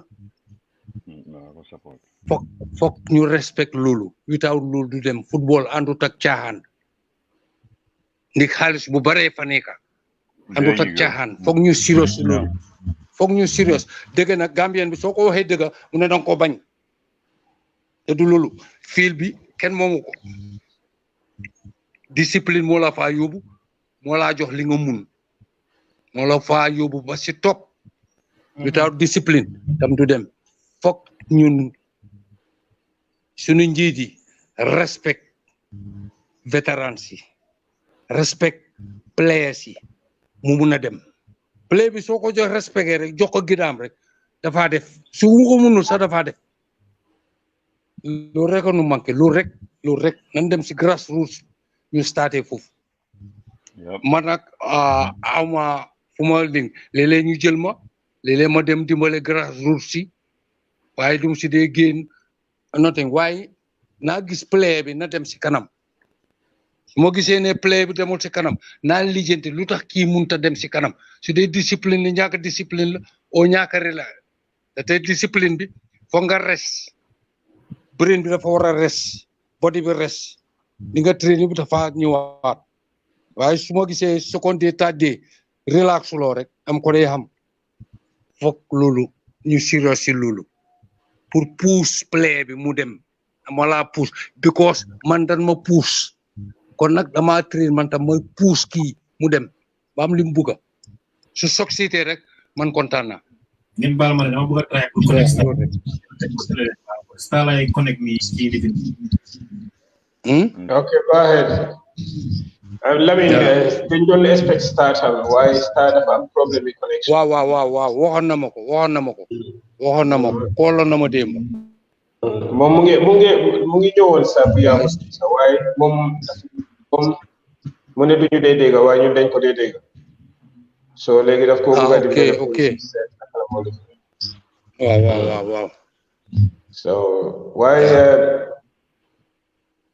ma xam nga ba pare tam dafa am lu xewoon soo fàttaliku especially yow xëy na danga naan wax biir dafa jóge woon ci team boo xam ne biir mënoon naa ubbi munta ñu bari Gambia waaye bi ñëwee lan la waxoon man jot naa see waxtaan ak moom mu ne lim doon bugg a def mooy daf leen njëkk a wax ne na government bi invest in a big massive area pour mu ubbi a football school so gis nga fi ñu def Fadagoff Stadium foofu la biir ñoom biir 1984 foofu la ñu yóbbu woon in fact foofu lañ daan training fi ñu def Fadagoff Stadium biir moo fa ñëw correct so time boobu noonu mu ngi amoon ñoom Mandiaye time boobu mu ngi amoon ñoom léegi-léegi mu ab spécial live park yaa ngi fàttaliku Gaynde Park assistant am Gaynde Park waa Gaynde Park so time boobu ñun xale yi ñu bari la jëloon ben young ses yu mel ni ñoom Ibu Jara ñoom Festus kii mu mujjee player kuy gi in fact Ibu Jara train naa ko Ibu Jara amee woon na forces a player who at a very young age we are very young waaye ñu bari amoon interest si ñu mu naan ñu bu leen yaakaar because ñoom temps boobu ñoom Starlight ñoom even Hawks and all that waaye bu mu ne nañ def ndànk because football bi dafa am yoon te I'm very surprised naka la man biir is calibre just pour one la rek am na exemple naka la gaay bañee use biiri économie biiri tey comme even marché yi ak ñi ñoo wax fii ni Gambia économie ambassadeur la waroon nekk biir lu bëri si football indi Gambia si la waroon bokk l'économie di dara waaye yow koo xam ne life am yëpp football la nga jël di ko def market manager market de pare moom bi mu leen waxee loolu pour gars yi ñoom liñ ñu ne xam nga comme c'est as usual xam nga loolu Gambien bu yu bari la doon dimbali temps ñi ko doon biire mu ngi connexion ak sérieux gis nga Sénégal te balaa Sénégal yoon la woon so nii la ko gars frustré so the owner of Banjul Pharmacy mu ñëwee xam nga ñooñu tam ñu ngi li gars yi def biiri non loolu non dafa sérieux ba pare mu defar fii la man biiri dama daan waxtaan ak moom lu bare exact lu bare wax na so mu defar fii la dama mujjee éemu dama mujjee non dama ne non lii la gars yi def Gambia du mën a dem this is what happened man naa la ko waaj naa leen ko wax tey dafa sérieux suñ ko jàppale su ko Gambia di jàppale ko def ko def masse ko so masse plan xoolal stadium correct gisuloo teewuñ ko true everyone knows si alligator si moom moo fa nekk dafa ñëw taxaw foofu noonu 2 o'clock di ñu xaar ñu wàcce school di la may ku romba ne seen plan ngeen ko si programme ba pare lan lañ def nga ak liggéey bi ñu def loolu clear that place make that place a very popular spot si ngoon moto lañ ba daan taxaw sax tuddee wuñ ko ko dëgg la Fadagoff def na a lot pour Gambian Gambia waaye ñu def toon ne biiri after bu réeré you know your own today exactly dañ ko bëgg a tuddee aw ma ban tur la ko gaay bëgg a jox man bëgguma ko sax dëgg yow kooku after bi mu dee bi muy dund la after ñoo bokkoon ci technical committee ports la ñu jël allowance la ñu fa day jox fi mu nekk nii moom si foofu la bokk dafa ñëw ñu invite ko ci technical committee ports bi dan ma oo ko pour ñuy advice di seet training technical bi technique boys yi training yu boys yi loolu la ñu ni jox allowance loolu laa amee ba léegi maa ngi si suturaloo suma booba ba pare bugguma dem fen ñaanaatu o di wax di jaxase nit pour am dara déedéet man without ñoom maa ngi dunda ñoom maa ngi dunda dama leen di jaay ngor man duma ñàkk ba pare ñàkk fayda man noonu laa musa mel su ma am penny sax penny bi moom laay am waaye duma dem mukk di fen o di wax lu mu warta wax o di def lu mu warta def déedéet man su ma ñàkkee maa ngi toog suma kër nit yi am na ay doom dañ leen war a respect dama respect dañ ma war a jox cër yow lii dafa serious dafa serious dañ laa romba si mbedd di la wax ne Owens yow doo dee dem si nit man mën naa dem si yow wax la suma soxla nga ñëw xawi ma ba pare nga maa reetaan di ba waaye yéen ku mel ni nice man foog nga dëgër nag man foog nga dëgër soo dëgërul rek doo survive ma ne foog nga dëgër ku mel ni yéen nekk Gambia doon Lamine Owens yéen dañu war a jox plateforme sax si TV bi yes man di xelal xale yi si wàllu football ñu leen a fay dañu war a wool am nañu bëri ñu si European bi ñu ngi bëgg a xam kan mooy Lamine Owens te mënuñoo xam Lamine Owens ban dëkk la nekk duñ ko xam ci TV Gambia di wax nit ñi xam kan mooy Lamine Owens parce que ñu dama laa jox exemple ma jox la exemple dafa amoon suma benn friend dafa ñëwoon indi Gambia mu jóge Sénégal mu delluwaat Sénégal bi mu nekkee fii dama daan toog ak moom di waxtaan ñuy naan ataaya yëpp mu dem Sénégal mu ne man dama dee toog ak Lamine Owens moom sometimes moom mu dee xiimal sax jox ma naan gaay na ko yow li nga wax dëgg demag la mu ne ko li nga wax fen la mu lan ko live ngeen sori si language ñu ne ko li nga wax du dëgg kooku li muy toogal du sama sax te li mu wax dëgg la maa ngi toog ak moom léeg-léeg ma xiim sax jox ko moom mu naan because dama wàccee suma bopp ba mun a ànd ak ku nekk man ku ñëw rek mun naa dem ak yow waaye nag danga maa show discipline without loolu du ma mun a dem ak yow discipline rek mooy doguma sa wax de Lamine xam nga déglu nga lu important tey lokki ne yow am nga ko on tape dégg nga Lamine wax na la naka la mën a def suñ ko jàppale pour mu dimbale xale Gambie wax naa la lan la biri waxoon lan la ko gaay mën a def pour mu jàppale xale Gambie kii suma frère la Cho kii suma xarit la Cho Jallo Cho Cho Jallo kii moom kañ dégg la ko mais jërëjëf waay bro jërëjëf naka def waaw bu la Cho waaw man xam nga man lan laa bëgg a wax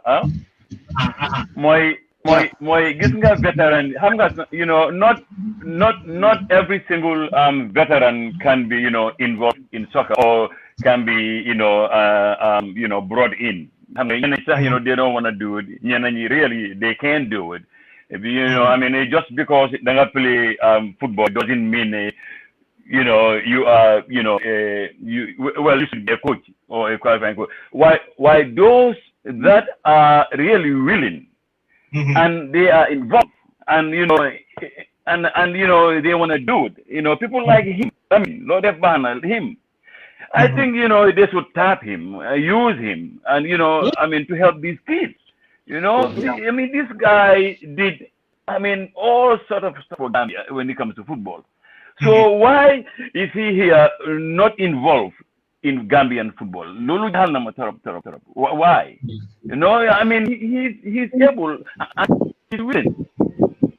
So this problem you Gambia. I don't know. I mean but Lamin mooy li ma la wax rek really get involved. mooy li ma la wax rek the same thing rek li xew in the case of Biri comme li nga doon wax rek gars yi amuñ interest lack of interest mooy the problem xam nga fi mu nekk nii tey soo amee interest in developing people li ko noonu gars yi dinañ doon xam ne ok the best way to do is pour dem si ñi bugg a dimbali. mu ngi décoré daal. waaw ñu jékkali kon laani star bi daal mooy problème fu mu nekk nii. waaye am nga comme lifin la rek xam nga woon dañ daan wax ne know how bi la lack of willingness. léegi amuñ loolu because am nañ ñoo xam ne léegi yaa ngi dégg yaa ngi am record ñu ngi on record di wax ne they want to help. comme li liggéey Laminoy wax naa la before Biri di same la bëggoon dañ ko frustrate imagine ku dem ba play severe dëkk bi waroon naa jël responsibility pour dimbale ko woon pour mu mun a dimbale di kono ñun ñoo doon gën a nekk si kanami Sénégal académie yi nga dégg successful ñoo doon benefit moom definitely because ñun ñoo amee woon player boo xam ne even Maradona sa daf ko respect but lan liñ def even bi mu ñëwee ba am land and all that am na li gën a difficult mooy place am na ay place pour jàppale ko rek because financial aspects of it mooy li ko noonu area bi was a vast land mu ne nañoo build big massive football institute foofu konoon moom loolu la doon then players yi mun a dem Europe so pour ne rek si biiri ron biiri lañ jógee rek that was easy for me so loolu gars yi defuñ ko lan lañ def bi demee dafa demoon off ok so waaye bi funding bi demee bi gars yi demee ñu ko dee jàppale ba amaatuñ xaalis it dafa tas because li xew mooy ku nekk because li xew moom su amoon xaalis dafa si dugal waaye ñi am xaalis bi ñi ko mënoon a jàppale pour run projet am ñëpp dañ ko jox gannaaw waaye because benefit la gis nga so léegi loolu tax ñun suñ groupe bi tey ñu ngi bëgg a pour set up something loo xam ne at least give something back to society ñun dañ bëgg a capitalize on the individuals yi ñoom comme Massi Lamine set up this group set up a good academy we take it from there at least we give you something back to society waaye Lamine bëgg na koo def waaye xam nga léegi it's not easy foog ñu am the resources ñi am on board we can do that so maybe xam nga if we take matters into our own hands hello mun naa ñëw yeah go ahead can I come in yeah go ahead waaw dafa am suma benn boy time bi ñuy play si squad bi moo nekkoon suñu boy fu ñu dem rek moo nu dee suñu bourse yi ñu ko yóbbuwaale training di ko yóbbu match muy Tidiane Massane Cissé waaw léegi dafa am académie bu muy toppatoo waaw Tidiane invite on na ma pour ma ñëw join ci académie bi comme que suma boy nga man soo ma invité rek mun naa ñëw ma dem visiting dama dem visiting waaye COVID-19 bee tax dañ dem rek dem si garden si wër ak players yi after ñu def ko si net bi after gars yi appreciate kontaan nañ trop si li ma face boy si waaye lecture naa leen foofu tam lecture naa leen about discipline about football technique tactics yëpp lecture naa leen si biir classe bi after nag boobu ma dellu si waaye gars yi startagunu pour training with the ball ñoom suñu starté rek daan ma invite ñu ne daan ma jël waaye wax nañ ma ne ene pour ñu seet lim ma fay o lim ma def moom pare na ma jox position bu baax de xaw ma nag waaye su starté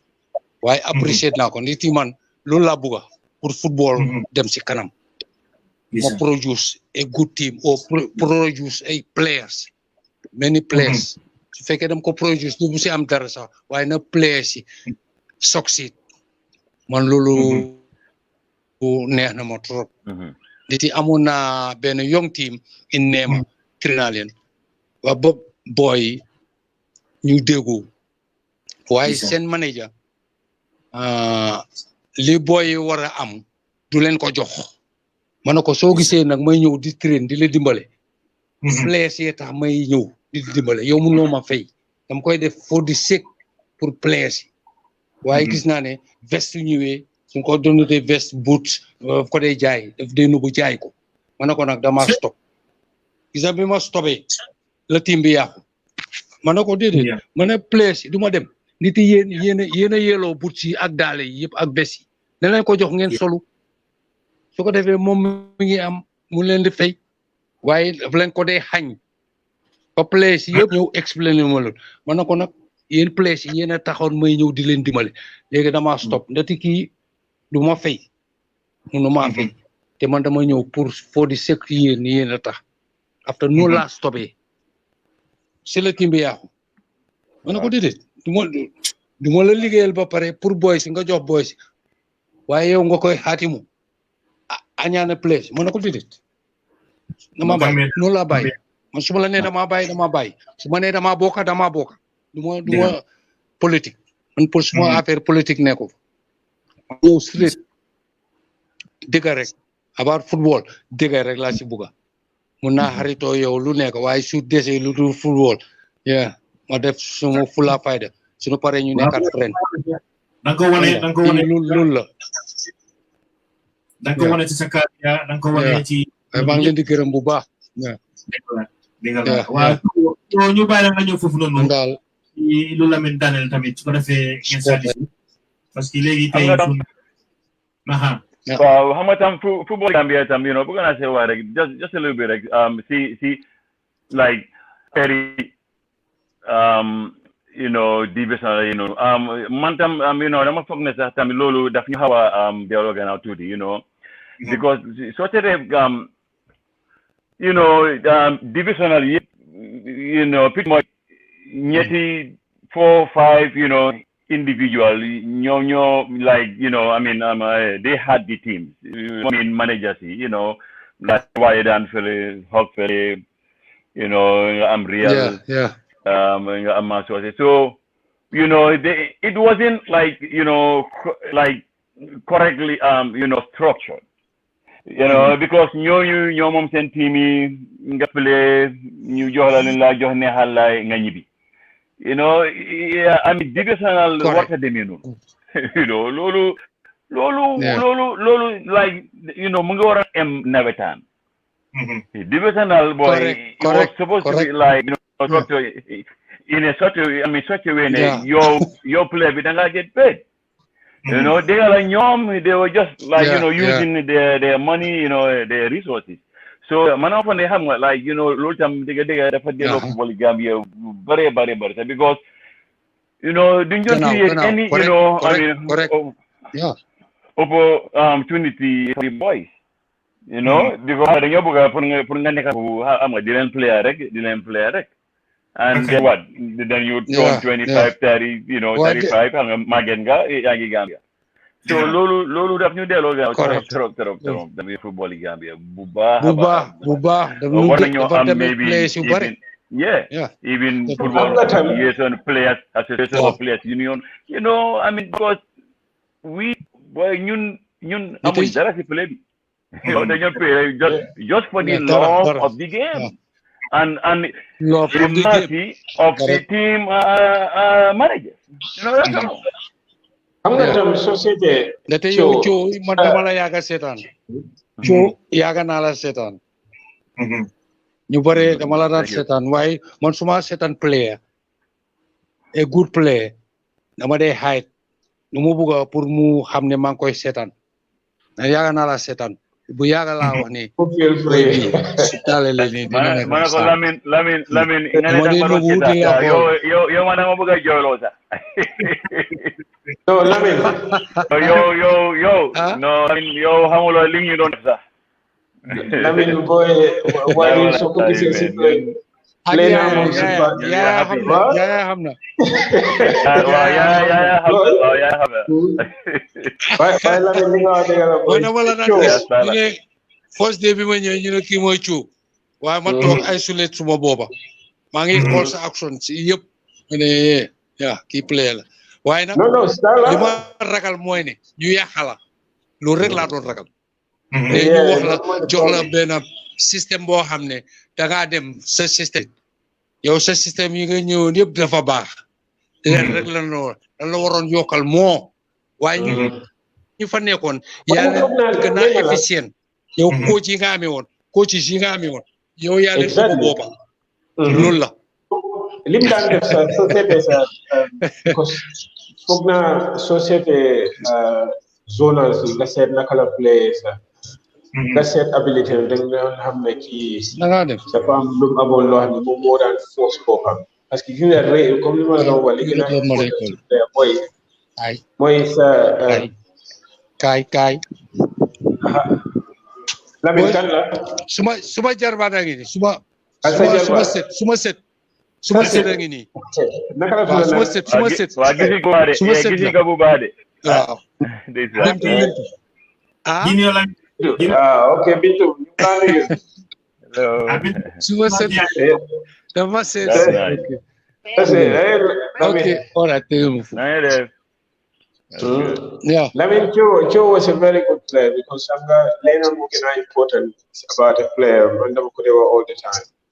Hale yi ma daan train bi I used to tell them gis nga work rate player bi te pour nga nekk even a professional player one thing dafa important sa work rate te work rate am bi foog na daf daan def liggéeyam ba def liggéey ñeneen because digga bi yoo kenn nekkuloo yeah yoo kenn nekk yaa war understand so su fekkee ne ball bi amuleen it is not one person's responsibility waaye moom daf ko daan jël upon himself dama ko daan xool muy play and all that nga gis ne work rate am bi ak commitment am si game yu bari soo gisee daf dee lead team am bi from the front waaye the thing is yeneen managers they could have seen xam nga li moo def nii su keneen doon ku nekk doon def even half of that man team bi song waaye xam nga Gambian football la ñeneen ñi dañ leen allow for them to be pedestrian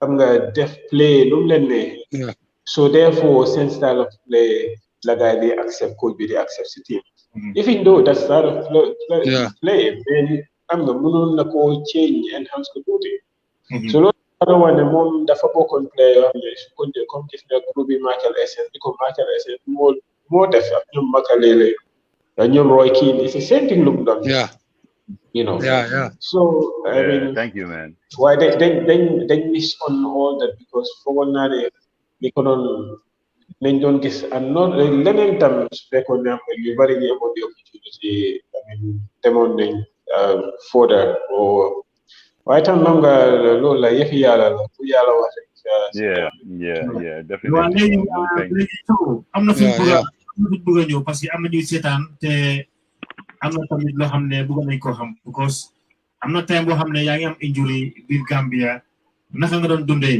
ak injury boobu noonu ndax Gambia jóg nañ pour jàppale la ndax Gambia xamoon nañ ne am na loo xam ne yaaxu na si biir Gambia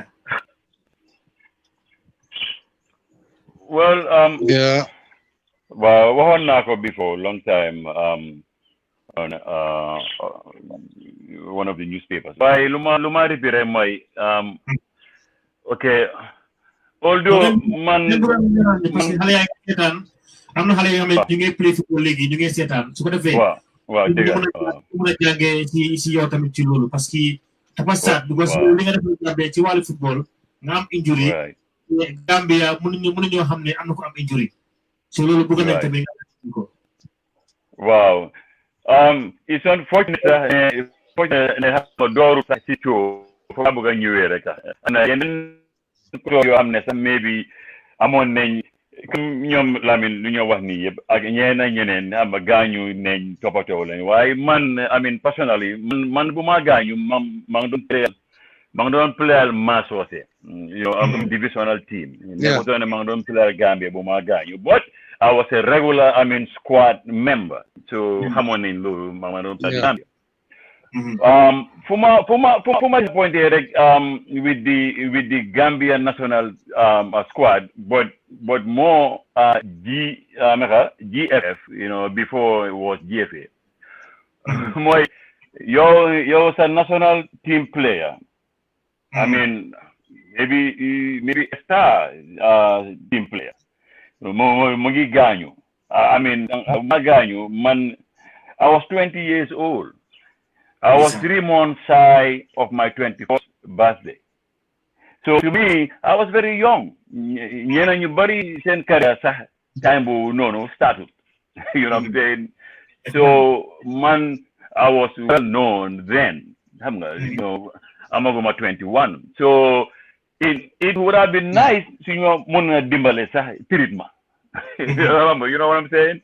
Because maybe, I could have brought something, to the nation, I mean, we don't know why, nobody called, nobody called. Even my teammates did not call, what I'm, don't want to blame because I'm, because hey, next, who is next? Manula feel like lolling them. Why Gambian mom, took it, upon himself. You wanna have treated my, Dakar, I'm for 4 months. I'm for surgery, but it wasn't successful surgery. Yeah, trying to drop mom definitely, Dumako Wadara. Because spend a lot of money trying to get me back to the game that we all love, so much. But yeah, Gambia mom, then ma tege sa rek wow, jehal nasi. Wow, next kan mo ñëwaat. So that was disappointing. That was very disappointing.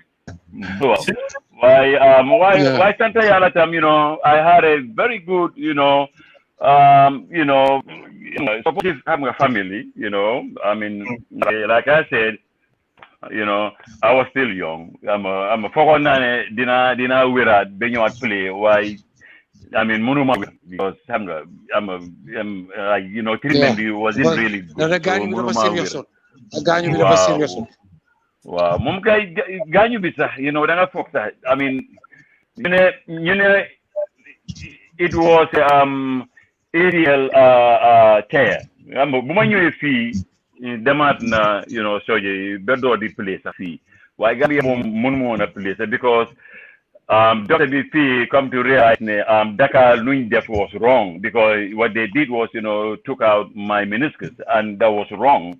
So loolu la moom yaa suma tànk why fii yàlla def ma ñëw fii then demaat surgery so fixoon nañ ko moom dama door di mën a play Anthony why like I was saying thank God ne amoon naa family members xam nga suma yaayam fa woon suma papa suma papa my brothers my sister they were very supportive definitely my teammates nawetaan teammates they were there.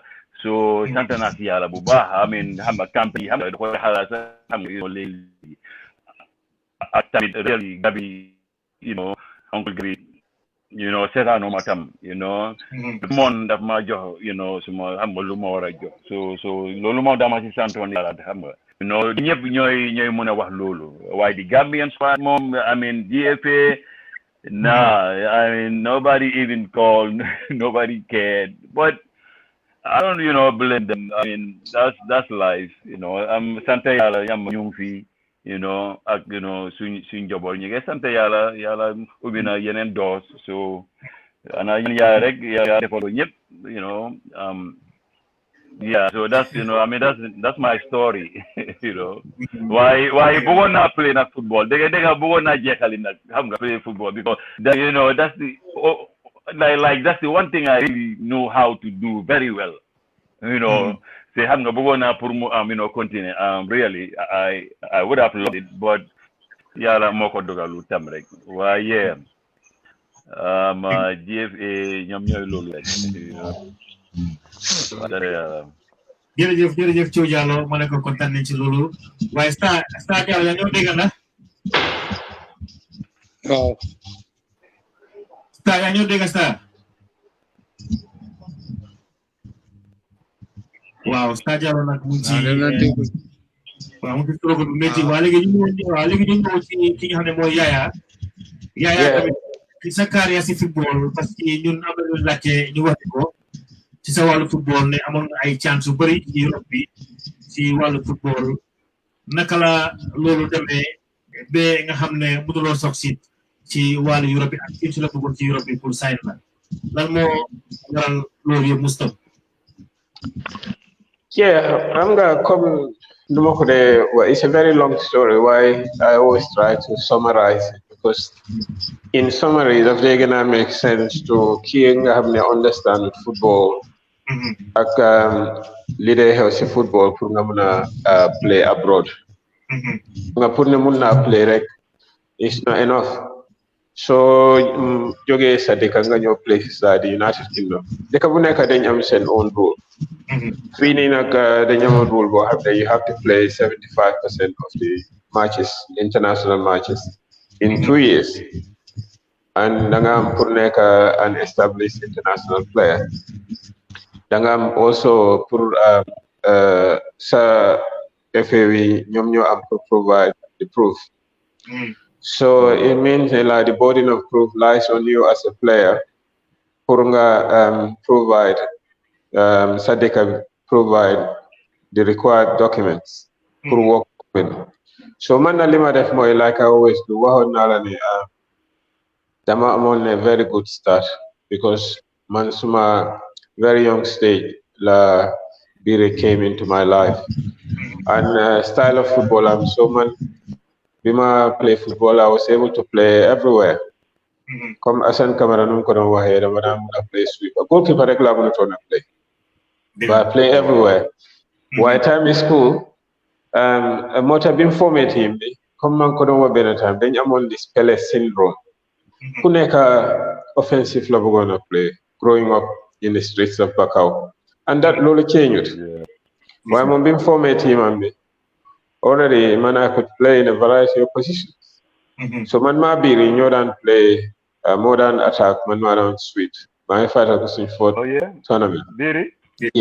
Yeah, my attack. And hey, better time was I'm gonna play that time. They couldn't never buy football. Why my attack and my sweet? So we will go. Whenever we go to the Mount Ball, so on the far be the other side. Now be the other side. You pass ball and you eagle ball. So nyari 16 year tech. Eventually, you know they watch as something. So style of football was something lo have me. Them in the finals. FA Cup be League B, then crowd trouble. Motorhorn play with the final ball. Not you buy Bakau Nawetan. Well, just going back to summer preparation to come over here. Back to the question. Lolu Motorhorn, Lolu Moma help on because period of my explain alone. What I need to do.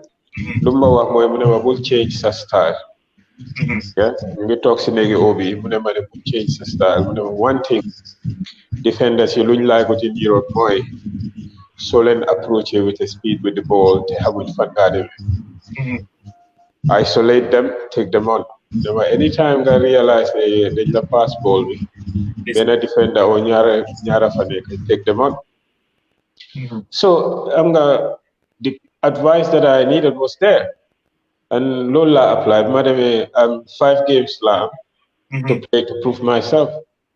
Initially, the plan was the Tottenham Law because the agent the Tottenham Law living on. Why?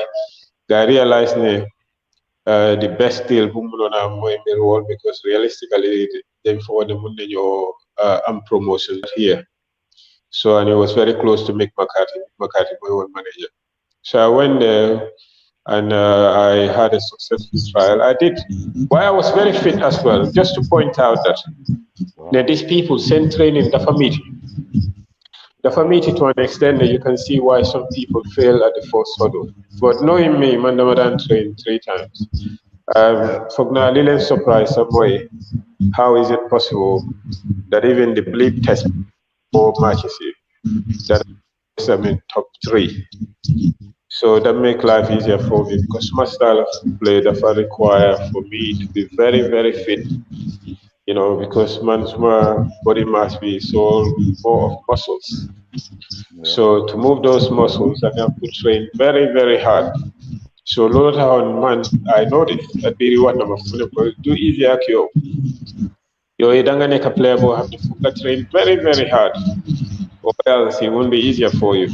Poor movements in the FFC game. So why I was successful, why unfortunately Gambia wouldn't fulfill the obligations. So even the embassy, time over, if you remember, Major Mabajo was there.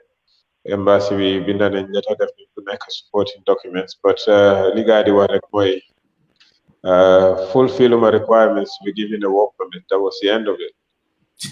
So lawyer Benjamin did try everything. Why towards the end I realized, hey, Luna correct,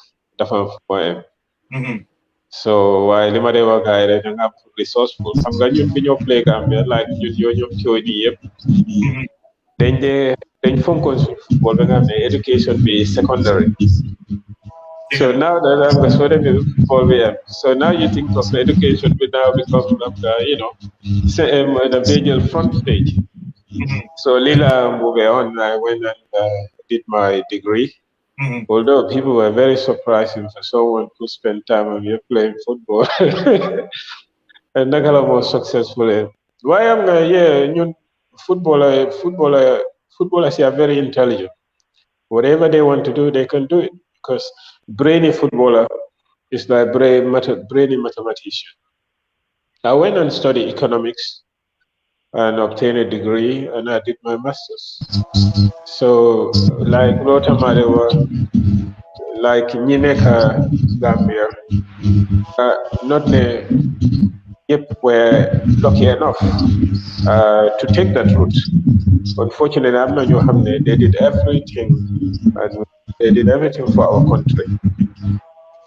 Why take a bit of friend fail? Even big guy play massive over 20 for the country. Big guy jehale take a bit of lendara. So man, this is my summa career in football did not continue because of that. In summary, I did what I should do. Why summa dekabe definitely what I did. So fulfilling the obligations that they were placed there for. So come obinum ko wahere, Momunta understand why something like that should happen. Why it happened? So this is I hope the audience now, most of them, because they will want my side of the story, because Hamga Gambia we did not have open discussions. No. So put me what is happening. So, but then this is the story.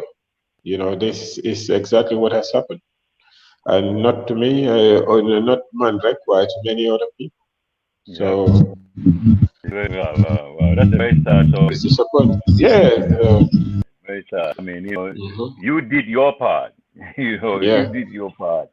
And they couldn't do that simple thing. Then why were they there? I mean, like they were getting paid, and why? Man da lolu daf ma jaxal torop man. I mean, like GFF, amuñ record. Xam nga record keeping nothing. Xam nga nothing. They right now, if you go to GFF, gëj naa fa nag, I don't know, 20 some years, but I'm quite sure amuñ fa sax natali ex players yi fofu noonu. I'm sure you won't find xam nga dem si football game. So demee football match dañ la wax ne xamuñ la sax dañ nga fay. Look at that, I mean, like independent, stadiums to be filled with photos, man. Something, what I'm saying? Let the kids see that, why Kimoy Biri, hey, Kimoy Lemon Oyens Mangini. These are things that they can do. I mean, simple stuff. But it's certainly, I mean, you know, they don't think, you know, I mean, outside, you know. Swing guy kai boy, then I hope that they will learn from their lessons. Why we're running out. Yes. And Halay can be play, you know, right now. Go ahead.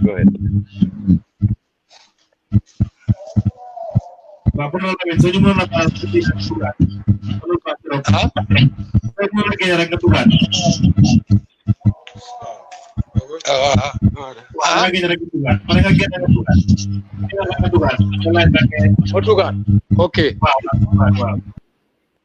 Wow, jërëjëf kon Yaya li nga wax noonu wax dëgg na yàlla very sad daw na yaram trop parce que Gambia moom man lu ma ko dee waxee rek mooy saraxa ñaan parce que ñun moom football bi moom wax dëgg na yàlla ñun bëgguñ ko woon football laa ñu bëggoon rek moo tax sawaruñ ci yow sax xam nga loolu si man football man ifi aar bi daal moo ma gënaloon football bi because traîné ba sona pour ma play waaye nanguma kanoon rek ñoo ma jëloon ma ne xaral ma jéego ndax suma koñ la ma play ñoom so ñoom rami man waaye daal football bi moom lii moo taxoon parce que lu ma daan xalaat ci football bi mooy su ma amee injury rek dina métti si man te suma mère bi daf ma yaakaaroon trop te du ma ko mën a dumbale man loolu taxoon man football bi nangu ma ko na teg suma xel bi daal waaw try nañ ma team bu nekk try na ma ba sona pour ma play waaye nangu ma te team boobu ñu dem training mooy Starlight mooy Kaba Diallo moo fa yóbboon Saloum Ndiaye suma jëkkëri sister moo fa yóbbuwoon waaye football bi moom wax dëgg na yàlla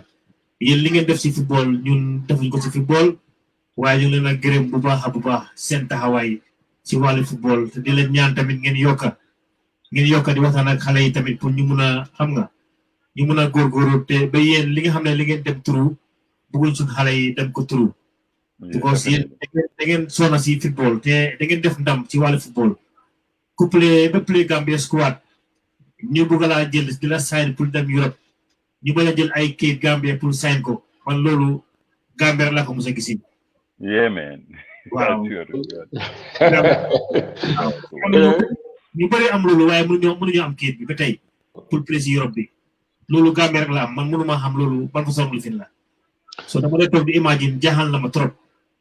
Yeah, because some guys su fekkee ne you don't man dama forgot initially this was a general case where we're naive as Gambians. You have the follow. We didn't see the value of keeping records. But then again, when you look at it, to be honest, Gambia said they don't have any database, but they have the players. So then, Pamalik Cham, Muna Ziare, Buba, Don. Hey, Don.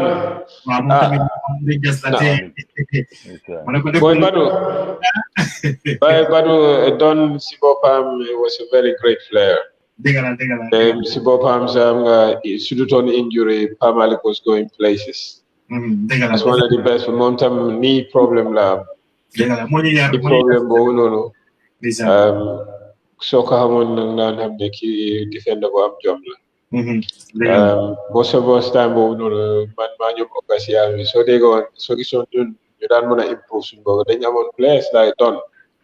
The speed, he was strong. Do make a Why come this is just one example?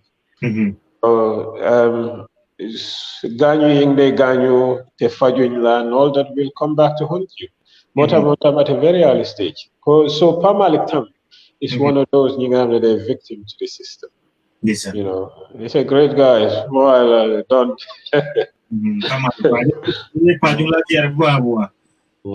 Wow, so legi Yaya li mu bëgg a def rek mooy parce que waxtu bi jot na. Li ma leen tamit ngeen tàggatoo waaye tamit ngeen xelal tamit lan ngeen mën a bëgg a wax xale yi nga xam ne ñoo nekk ci football bi. Lan mooy advice. Soo si jógee ñu jàllal ñëw su ko defee ñu close affaire yi incha allah. Okay. Go ahead. Well, anyone koo xam ne rek mun ngaa ñëw pour xelal suñu xale yi tamit lan mooy la mën a dumbale ak lan mooy la mën a guide ci wàllu football bi ci jamono buñ toll nii. Man de lu ma bëgg a wax rek mooy it's just simple. I mean, football be it's just like any other profession. Okay, di si mën a make xaalis yu bare teral si sa waajur yi teral si sa njaboot yi ak ñëpp. Okay, I mean, but it's a very tough road. Wow, you must be very, very disciplined. Wow, so ko def mom. Wow, for nga train hard. I mean, discipline. Sa bopa. Déglu. Wow, déglu sa coach si. Wow, yow yaa xam nag yow I mean player bi yow yaa xam yow I mean like you know yourself more than nit ñi xam nga. So waaye man lu ma wax mooy just be disciplined, train hard and things will come through. You know what I'm saying? And secondly, bu leen fàtte tam your schooling. Waaw am nga football bi dafa jeex. You know what I'm saying? If you have the chance, ngay play tamit. I mean, dem leen school de. So looloy mujjee tam. Football is a very short span and not ñëpp ñoo ko make. Wow, so loolu tam gars yi nañ ko bàyyi xel, bu baax. Even though if you can get your degree, you can get a trade. You know what I'm saying? I mean, work with your hands. So loolu moom nañ ko bàyyi xel bu baax a baax a baax. So loolu laa doon bëgg a wax rek gars yi foofu noonu.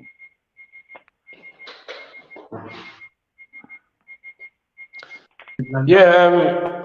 Ma dégg nag.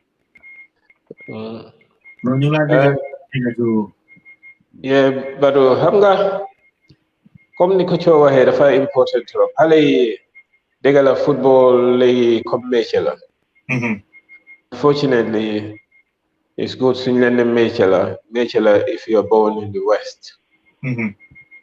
Xam nga su fekkee ne da nga juddoo even si West bi sax dañ put measures yi nga xam ne xale bi du dee concentrate only on football. So lu tax ñun suñ xale yi Gambia ñu war a concentrate only on football because fii xale bi dafa jànga ba def GCSM. School bi dañoo make sure team bi dafa make sure ne mu ngi dem school. Yóbbu naa fi am xale yoo xam ne they went to these professional teams and discipline dafa important comme so many people nañ ko dee waxee parce que I'm not gonna name names waaye xam nga discipline bi mooy loo xam ne moo dee dimbale nit si looy def pour nga successful. Ñun soo gisee we are successful in what we are doing is because of luñ doon discipline biñ won game bi and discipline bi is not only surgical sa approach to the game, taking it seriously. Ngay def loo war a def as a player, fonka sa training, time keeping and all that.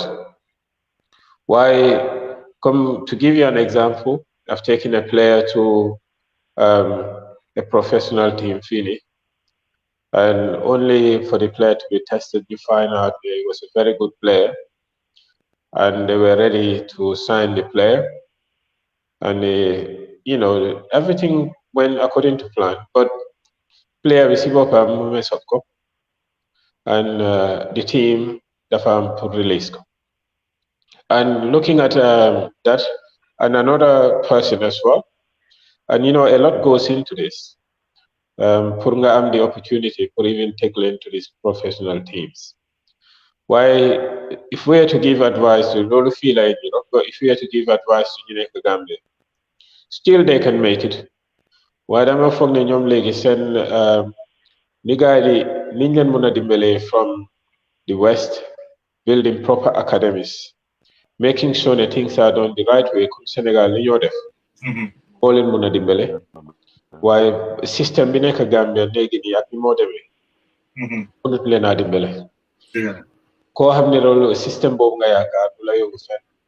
because Europe léegi not ne mun naa play football. Is ne you're doing the right things. Mo am academy boo xam ne dafa am connection with the West. FIFA dañ am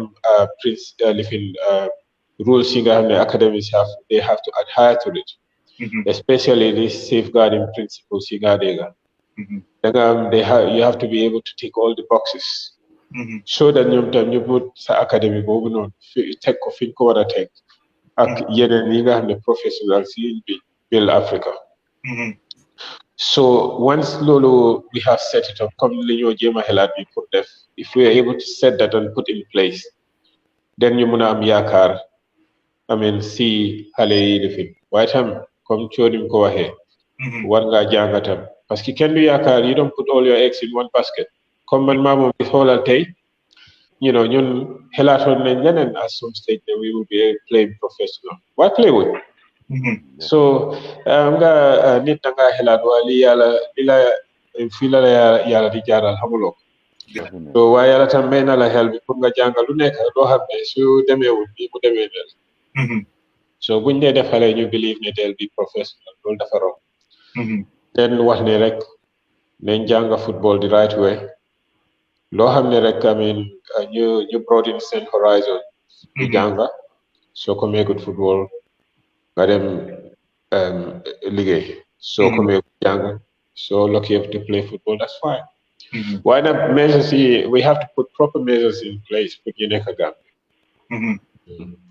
encourage leen yar leen ñu am discipline soo amul discipline doo succeed dëgg la dëgg la jërëjëf broda Yaya jërëjëf broda Cho Jallow ma ne ko ñu ngi leen a delloo njukkal bu baax parce que ñëw bi rek moo dafa métti bu pare ngeen spend fii so much hours pour leeral waa Gambia about football ak seen carrière apprécié nañ ko trop because plateforme bi moom plateforme bi Serekunda la parce que dinañ oo nag benn Yaya dina organise su ko defee ñu oo ñu Ruben tamit ñëw gaay yëpp su ko defee ñu ñëw di waxtaan about football pour leeral li nga xam ne mooy football yi Gambia ba pare Rami tamit mu leen a ziare bu baax Rami Pereda moom tamit bind na mu leen a nuyu bu baax mu ngi happy tamit ci programme bi so waaw Rami fay nañ la waaw Rivaldo moom mooy suma Rivaldo Rivaldo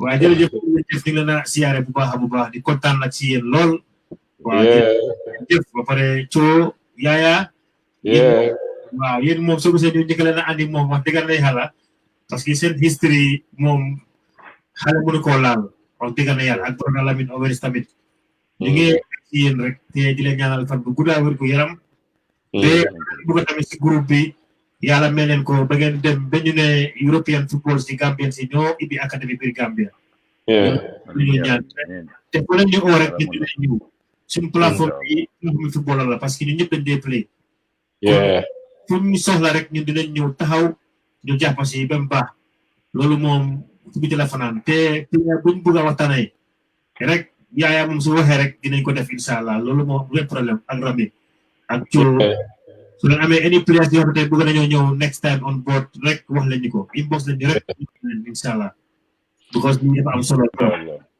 waaw dinañ organise that very soon di bàyyi daal parce que programme bi daw na yaram boo xam ne te jàngee nañ ci lu bëri te gis nañ ci Lamine Owens Tajala mënut a duga waaye Lamine Owens history rek loolu is very sad you know après mu ngi biir Gambia télévision yi sax dañ ko oo plateforme bi dañ ko oo xam nga boo xam ne history biir Gambia you know ak African countries yi nekk biir Gambia ñëpp a xam Lamine Owens ñun bu ñoo nekk xam ne dem mag ñu ngi dégg Lamine Owens yes man waaw very sad waaye yal na ko yàlla may fan bu guddaa wér gu yaram yàlla may ko tam doom bu ko jàppale si wàllu football bi incha allah dinañ ko invite at because Lamine has a lot you know to so xam nga wax nga dëgg because programme bi gudda na waaye dinañ ko we'll make sure dinañ ko invite because Lamine has a lot to I mean say because I think it's the way forward yeah man I think this is just the tip of the iceberg Lula I mean he has so much man just you know I'm not yenen brothers you know so many players who can come out and say a whole lot of stuff man a whole lot masila mi dañ bari Gambia xam nga ñun bu nekk xale ko yu bari seetaan nañ but nothing happened You know, it's really sad. Why? You know, we just don't want to like, you know, dwell on the past too. But so you may help Halley. You know, definitely at least Gambia them sacrifice. Nyana ko Gambia. You know, it's high time. Yeah. Halley I get right. So nyana buba man. Boy, you want to see these guys play? You know, in the calf, man. I mean, that would be really great. You know, we are gonna throw up a long time. You know. Now we'll continue to have more debates about this because I'm going to create if we have more debates about this, you discuss it. Because they used to Gambia, they embrace these open discussions. Right. From now that they're gonna we learn from each other and learn the way we should do things. The farm mistakes you bury in the few have them. We need to rectify. We should talk about it. Yes, we should talk about it. And next time, let them know about today it. Program will explain a full episode of what happened in Mauritania. So, and Lolid Najo Gambiani, an insight into sort of problems in there. Lamin will come back again, Aknyom Ruben, Aknyom Esuf, and the Gambians deserve to know what is going on. Yeah, I know. But we have not done new Emal Kofi Rebe another time. Didn't joke behind the scenes. Then we organize another living. Now I'll get some more players because there is more. I mean, issues you want to discuss again, and so I'll get in touch again. You got some important topics you want to discuss. Yeah, there is a lot to discuss. You know. Yeah, man. All right. Yeah. Well, thank you so much. You're welcome, boy. Boy, thank you very much. Have not so long now, why? Get a boy. No, man. Yeah. Thank you very much. Yeah. All right. All right. Okay. Thank you. Bye. All right. waa jërëjëf mbokk yi ñu ngi leen a ziare bu baax di kontaan si yéen wax dëgg na yàlla apprécié nañ ko trop waaw apprécié nañ Yaya ñoom ci Gambian Stars yëpp so xam naa ne ñu ngi gërëm tamit Rami Pereira tamit ñu ngi ko gërëm di gërëm tamit Bass Diagne ñoom ñi nga xam ne ñoom ñoo xalaat tamit bi nga xam ne dajale Gambian footballers yëpp ci benn groupe ñuy waxtaan loolu rek moom happiness la te kontaan te ñu ngi tàggatoo yéen daal inshallah ba beneen yoon di leen wax jërëjëf fii ci Ndow Sound dinañ andiwaat yeneen footballers ñu waxtaanaat kon ñu dem ak yéen rek ci sponsor bi di Yaaye mu ne Tramfa ñu def ko suñu last stage bi daal. With Yaya Instant Service Limited, you can sit at the comfort of your home and benefit from the following services: money transfer, mobile top-up any network in the Gambia and Senegal, cash power top-up, account opening and shipping to the Gambia. You can download our app and send up to £2,000 for only £1 to the Gambia. Contact us on the following info or visit our website at www.yaye.co.uk or send us an email at info@yaye.co.uk.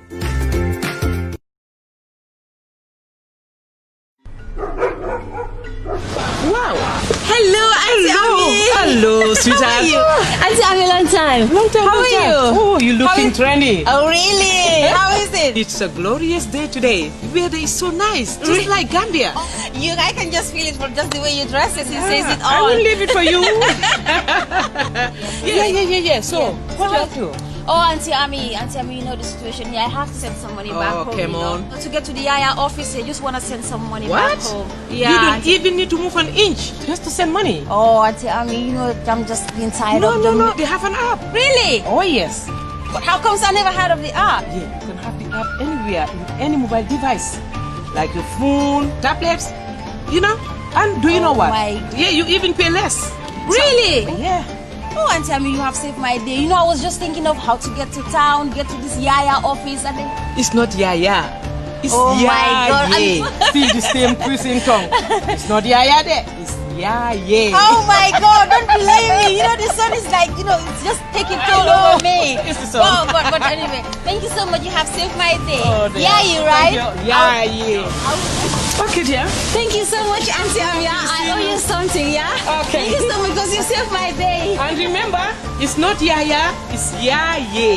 Yes. Okay. Yaye money transfer. Good.